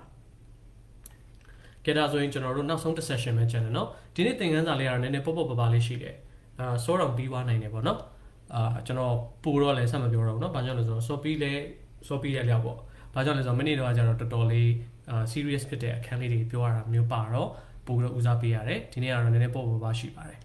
ကဲဒါဆိုရင်တော့ speaking နောက်ဆုံးတစ်ပိုင်းပဲကျန်တယ်ဒါပါလဲဆိုတော့ talking about your experience ကိုယ့်ရဲ့အတွေ့အကြုံနဲ့ပတ်သက်ပြီးတော့ပြန်ပြီးတော့ဝေမျှတာတဲ့ပြောပြတာဆိုတော့ကိုကဘယ်လိုအတွေ့အကြုံတွေကြုံခဲ့ရလဲဆိုတာကိုတဲ့ express ဖော်ပြတတ်ဖို့လိုပါတယ်ဘယ်လိုဖော်ပြမလဲဆိုတော့ strategy နည်းစနစ်ကြဟုတ်ပြီနော် speaking strategy နည်းကြဖော်ပြတတ်ဖို့လိုတယ်ဒါလေးတွေချက်ထားပါရင်းနှီးပြီးသားစကားလုံးတွေပဲမသိသေးရင်တော့ချက်ထားပေးပါဘာတွေပါမလဲဆိုတော့ quite good great fantastic terrible very friendly really helpful okay not very kind good fun a bit boring ဆိုပြီးတော့မှကျွန်တော်တို့ရင်းနှီးပြီးသားစကားလုံးတွေဖြစ်နေမယ်ဘာကြောင့်လဲဆိုတော့ဒါဒီ A2 level ပါဟုတ်ပြီနော်မသိသေးတဲ့စကားလုံးပါရင်လည်းမှတ်ထားပါဆိုတော့သူပါလောက်စီချင်လဲဆိုတော့အောက်မှာတဲ့ expressions တွေပါတယ်အရန်ကိုကျင့်တတ်နေတဲ့ပုံရဲ့ပုံမှန်အနေအထားရဲ့ပြီးတော့မှမကျင့်တတ်တဲ့အနေအထားကြည့်ဒါဆိုရင်ဒီလို expressions လေးတွေကိုဒီအောက်မှာရေးထည့်ပေးပါသူ့နဲ့တင့်လျော်တဲ့ဟာလေးပေါ့နော်ဆိုတော့တစ်ချက်လောက် try ကြည့်ပေးပါကျွန်တော်တို့အရန်ပြုံးနေတဲ့ပုံဆိုတော့ကျွန်တော်မီးစိမ်းလေးသုံးမယ်နော်ဆိုတော့မီးစိမ်းလေးနဲ့ဆိုဘာဖြစ်မလဲ good fun နောက်ဘာတွေပါအောင်မလဲ great fantastic ဟုတ်တယ်မလားဒါလေးတွေပါတယ်မလားပြီးတော့ really helpful right ပြီးတော့ဘာပါအောင်မလဲ very friendly နောက်ဘာပါအောင်မလဲ quite good အများကြီးပဲအကုန်လုံးကတကယ်ကိုကောင်းတဲ့စကားလုံးတွေအနေနဲ့သုံးတာဒါဆိုရင်ပုံမှန်မျက်နှာပေါ့နော်တာမန်အခြေအနေပဲဆိုတော့ဘယ်လိုသုံးမလဲဘယ်တစ်ခုဖြစ်မလဲဘယ်ဟာတွေဖြစ်မလဲ okay ပေါ့ပြီးတော့ not very kind နဲ့ထည့်မယ်ဘာကြောင့်လဲဆိုတော့ तू ကအရန်ကြီးကျင်နာနေတာမျိုးမဟုတ်ဘူးလို့ပြောချင်တာဒါပေမဲ့ဆိုးတာတော့မဟုတ်ဘူးဆိုတော့ဒါကတာမန်အခြေအနေမှာသုံးတာကြည့်ဒါဆိုရင်ဆိုးတဲ့ဟာလေးတွေကပေါ်သွားပြီပေါ့နော်အခြေအနေမကောင်းတဲ့ဟာလေးတွေက terrible တို့ a bit boring တို့ရမယ်နော်ဒါဆိုရင်ကျွန်တော်တို့ဒီ expressions တွေကိုသုံးတတ်မယ်လို့မြင်ပါတယ်ဒါကိုဘယ်လိုသုံးမလဲဆိုတော့အောက်မှာဒီပုံလေးတွေကိုကြည့်ပြီးတော့သုံးမယ်ဆိုတော့ तू ကတော့အများကြီးတော့မပေးထားဘူးဘာပဲပြောလဲဆိုတော့ကိုယ့်ကိုတွေးလိုက်ပါတဲ့မင်းဟာတဲ့အင်္ဂလိပ်စကားကိုတဲ့ Australia မှာစာသွားသင်တယ်လို့တွေးလိုက်ပါတဲ့ပြီးတော့တဲ့နေရာတဲ့အဲ့ဒီမှာတဲ့မိသားစုတစုနဲ့နေသွားနေတယ်တဲ့ပြီးတော့ you are telling a friend about your experience ပေါ့နော်ကိုအဲ့မှာကြုံခဲ့တဲ့အတွေ့အကြုံကိုတဲ့ကိုတငယ်ချင်းကိုတယောက်ကိုပြောပြတယ်တဲ့ဆိုတော့အောက်မှာပေးထားတဲ့အညွှန်းလေးတိုင်းသုံးပေးပါတဲ့ပြီးတော့အဲ့ဒီ expressions တွေအတိုင်းကိုကပြန်ပြီးတော့ ပြောပေးပါတဲ့ဆိုရင် number A ကဘာပေးထားလဲဆိုတော့ပုံလေးကိုကြည့်ပါမျက်နှာလေးကမဲ့နေတယ်ဘာအကြောင်းပြောရမလဲဆိုတော့ကျောင်းမှာရှိတဲ့အစားအသောက်အကြောင်းပြောရမယ်ဆိုတော့အစားအသောက်က plural uncountable noun အနေနဲ့သုံးတာဖြစ်တဲ့အတွက် is လို့သုံးတယ်ဟုတ်ပြီနော်ဆိုတော့သူဘယ်လိုပြန်ပြောမလဲဆိုတော့ the food at the school is terrible ဟုတ်ပြီနော်မကောင်းတာနှစ်ခုပဲရှိတယ် terrible နဲ့ a bit boring နဲ့ဒါပေမဲ့အစားအသောက်ရပြင်းစရာကြီးဆိုတာတော့ဘယ်သူမှမသုံးဟုတ်ပြီနော်ဟိုစားရတာပြင်းစရာကြီးဆိုတော့ဖြစ်နိုင်တယ်ဒါပေမဲ့အစားအသောက်တော့ပြင်းစရာမကောင်းဆိုတော့အစားအသောက်မကောင်းလို့ပြောချင်တာဖြစ်တဲ့အတွက် the food at the school is terrible လို့သုံးမယ်ဒါဆိုရင်နောက်တစ်ခုသွားရအောင်ပြုံးနေတဲ့မျက်နှာလေးအစိမ်းအောင်လေးတွေ့တယ်နော်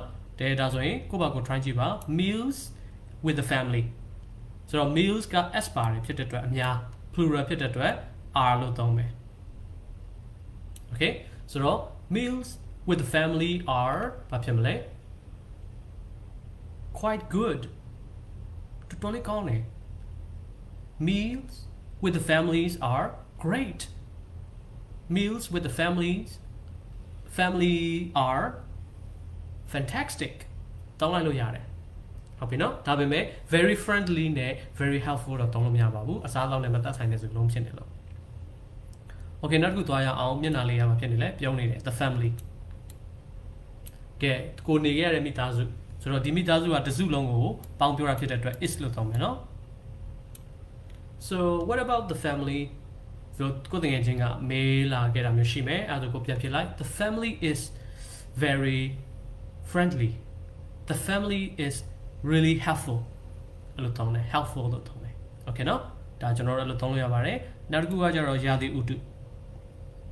အဲ့နားမှာ Australia မှာရှိတဲ့ရာသီဥတုဘယ်လိုနေလဲဆိုတော့ပြုံးနေတဲ့ပုံလေးဖြစ်တဲ့အတွက်ရာသီဥတုကိုကျွန်တော်တို့က is နဲ့သုံးမယ်နော်တခုဒါကလည်း accountable ဖြစ်တဲ့အတွက်ဆိုတော့ဘယ်လိုသုံးလိုက်မလဲဆိုတော့ the weather is quite good ဒါမှမဟုတ် the weather is great the weather is fantastic the weather is helpful နဲ့ very friendly တော့သုံးလို့မရဘူးဟုတ်ပြီနော်ဒါဝန်ဆောင်မှုပေးတာနဲ့မဆိုင်တာမလို့နော်ပေါင်းသင်းဆက်ဆံရေးနဲ့မဆိုင်တာမလို့ကဲဒါဆိုရင်ကျွန်တော်နောက်ဆုံးတစ်ခုပဲကြံတယ်ဒါပါလဲဆိုတော့မျက်နှာပုံမှန်အနေထားလေးတစ်ခုပျော်နေတာလည်းမဟုတ်ဘူးဝမ်းနေတာလည်းမဟုတ်ဘူးပုံမှန်လေးပဲကဲနေ Australia မှာအင်္ဂလိပ်စာသွားသင်တယ်မလားနေတက်ရတဲ့အတန်းနေတက်ရတဲ့ကျောင်းဘယ်လိုအခြေအနေရှိလဲဆိုတော့ the school လို့ပြောမယ်ဆိုတော့ the school is တကယ်လို့ the classes လို့ပြောမယ်ဆိုတော့ the classes are လို့သုံးမယ်ဟုတ်ပြီနော်ဒါ singular plural ကိုကျွန်တော်ဟိုအရှိ unit မှာပြောခဲ့ပြီးသားเนาะဆိုတော့သုံးကြည့်မယ်เนาะမျက်နှာအနေထားတော့ပုံမှန်ပဲဆိုတော့the school is okay အဲ့လိုသုံးလို့ရတယ်ပြီးတော့ classes ကျတော့ကျွန်တော်တို့ဘယ်လိုသုံးလဲဆိုတော့ the classes are not very high လဲသုံးလို့ရတယ်လို့ the classes are okay လို့လည်းသုံးလို့ရတယ်အဲ့ဒီမှာ classes are not very high ကြတော့ဘယ်လိုဖြစ်သွားလဲဆိုတော့ကိုသင်ရတဲ့အတန်းမှာရှိတဲ့တငယ်ချင်းတွေနဲ့ပတ်သက်ပြီးတော့ပြောတာပေါ့နော်အဲ့ဒီမှာအတန်းကိုပြောတာအတန်းရဲ့အနေထားကိုနေရတဲ့အတန်းရဲ့အနေထားကအရင်ကြီးတော့မရင်းနှီးကြဘူးအရင်ကြီးတော့မဖော်ရွေကြဘူးဆိုတော့ပြောလို့ရတယ် okay နော်ဒါဆိုရင်ကျွန်တော်တို့ကဒီပေးထားတဲ့ expressions လေးတွေကိုကြည့်ပြီးတော့မှကျွန်တော်တို့ရဲ့ဒီထင်မြင်ယူဆချက်လေးတွေကိုဒီလိုပုံစံလေးနဲ့ပြန်ပြီးတော့ပြောပြလို့ရပါတယ်လို့ဒါကိုဒီသင်ခန်းစာနေပြီးတော့ train ပေးခြင်းဖြစ်ပါတယ်ဆိုတော့ဒီ unit 4မှာကျွန်တော်တို့အဓိကသင်ယူလိုက်ရတဲ့အရာတွေကတော့အိမ်မှာသွားနေတဲ့အချိန်မှာအိမ်ရဲ့နေရာဖွဲ့စည်းပုံတွေဘယ်လိုမှသာရင်ကြည်ကြည်ပြောဆိုရမှာတွေဘယ်လိုမှသာ permission တောင်းရမှာတွေဘယ်လိုမှသာထင်မြင်ယူဆချက်ပေးတာတွေကိုကျွန်တော်တို့လေ့လာခဲ့ရတာဖြစ်ပါတယ်အဲ့ဒီတော့တခြားသောလေ့ကျင့်ခန်းတွေကတော့ကျွန်တော်မလုပ်ပြီးတော့ဘူးဘာကြောင့်လဲဆိုတော့ဒါတွေကကျွန်တော်တို့ in person မှာပဲကျွန်တော်ကလေးတွေနဲ့အဲ့လို group ပေါ့နော် group like ကျွန်တော်တို့ activities တွေလုပ်တဲ့အချိန်မှာပဲလေ့ကျင့်တာဖြစ်ပါတယ်လို့ကဲဒါဆိုရင်အောက်က checklist လေးကိုအတူတူကြည့်အောင်ဒီသင်ခန်းစာပြီးသွားတဲ့အချိန်မှာတဲ့ I can greet people and make introduction ကဲငါလူတွေကိုနှုတ်ဆက်တတ်မယ်ငါအကြောင်းကမိတ်ဆက်တတ်မယ်တဲ့ yes can do I can understand rules ကဲအိမ်စီမင်းစည်းကမ်းတွေသူများထုတ်တဲ့စီမင်းစည်းကမ်းတွေကိုလည်းနားထောင်နားလည်တတ်မယ် yes can do ဒါပေမဲ့ follow ကြတော့need more practice ဟုတ်ပြီနော်ဒါတော့ကျွန်တော်ကလေးတွေတော့ကျွန်တော်အဲ့လိုပဲနောက်တယ်ကဲနေတို့တွေစီမင်းစည်းကမ်းတွေနားလည်လား yes we can do sir oh yes we can do mister okay can you follow I think we need more practice အဲ့လိုလေးတွေလာတယ်ကျွန်တော်ကလေးတွေပေါ့နော် စီမင်းစီကန်းတော့တည်တယ်ကွာဒါပေမဲ့အဲ့ဒီစီမင်းစီကန်းကိုလိုက်နာဖို့အတွက်ကျတော့လေ့ကျင့်မှုလိုသေးတယ်ကျွန်တော်အဲ့လိုငါပြောင်လုပ်တဲ့အဖွဲ့လေးတွေကလည်းတသက်ရှိခဲ့တယ်ပေါ့နော်ဒါကတော့ experience အနေနဲ့ပြောပြတာပေါ့နော်နောက်ကကျတော့ask permission ပေါ့နော်ကဲကျွန်တော်တို့တွေ I can ask for permission ဆိုတာခွင့်တောင်းတတ်မလားဆိုတော့ yes we can do ပေါ့နော်နောက်တစ်ခုကကျတော့can we talk about a study abroad experience and give opinion ဆိုတာကသူများနိုင်ငံမှာသွားလာလှုပ်ရှားကျင်လည်ခဲ့ရတဲ့ဘဝအတွေ့အကြုံကိုပြန်ပြီးတော့မှဝေမျှတတ်မလားဆိုတော့ yes နော် we can ပါဟုတ်ပါတယ်နောက်ဆုံးတစ်ခုကတော့အိမ်တအိမ်ကိုဝင်သွားပြီဆိုရင်အပေါ်တက်ဆင်ပယ်ကမ်းပယ်နေရာဘာတွေရှိတယ်ဆိုတာမျိုးပေါ့နော်ဒီဟာတွေကိုတဲ့ direction တွေကိုနားလည်မလားတဲ့ yes we can okay နော်ကြည့်လားဆိုရင်တော့ဒီနေ့သင်ခန်းစာကတော့အသိအများကြီးတော့မဟုတ်ပေမဲ့လည်းကောင်းတဲ့အချက်ကလေးတွေအများကြီးပါတယ်တေချာလေးအချိန်ပေးပြီးတော့မှစိတ်ဝင်စားပေါ့နော်တက်ရောက်လည်လာတဲ့ညီကိုမောင်မတွေဆရာဆရာမတွေကျောင်းသူကျောင်းသားတွေအားလုံးကိုလည်းကျေးဇူးတင်ပါတယ်လို့ဆိုတော့ဘုရားသခင်တာရေးကောင်းချီးပေးပါစေပေါ့နော်ပြီးတော့ဒီသိရှိထားတဲ့ပညာရက်တွေကိုလည်းလိုအပ်နေတဲ့နေရာတွေမှာကျွန်တော်ကိုယ်တိုင်လည်းမရောက်နိုင်တာမျိုးရှိမယ်လေနော်ဒါကြောင့်ဒီဝင်မြခြင်းအပြင်ဆက်လက်ပြီးတော့မှတာရေးကြီးမားသောနေရာတွေအတွက်ဆက်လက်ပြီးတော့ဝင်မြနိုင်တဲ့educator ပေါ့နော်ပညာတတ်တဲ့ပညာရှင်တွေဖြစ်ပါစေလို့ပဲကျွန်တော်ဒီကနေပြီးတော့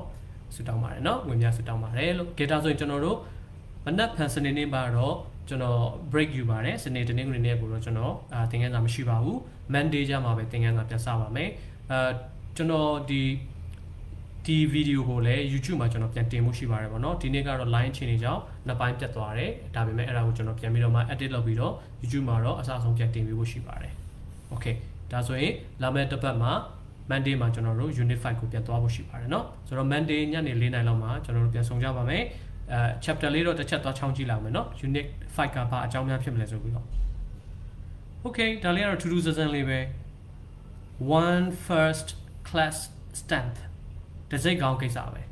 ဒါကျွန်တော်တို့နဲ့မရင်းနှီးတဲ့အကြောင်းအရာလေးတစ်ခုပဲ Okay ဒါလေးတော့ကျွန်တော်လာမယ်တစ်ပတ် Monday မှာပဲလေ့လာချရအောင်เนาะကဲဒါဆိုရင်တော့ဒီနေ့သင်ခန်းစာဒီလောက်ပါပဲအားလုံးကိုကျေးဇူးတင်ပါတယ်Have a nice evening, ma. See you next week.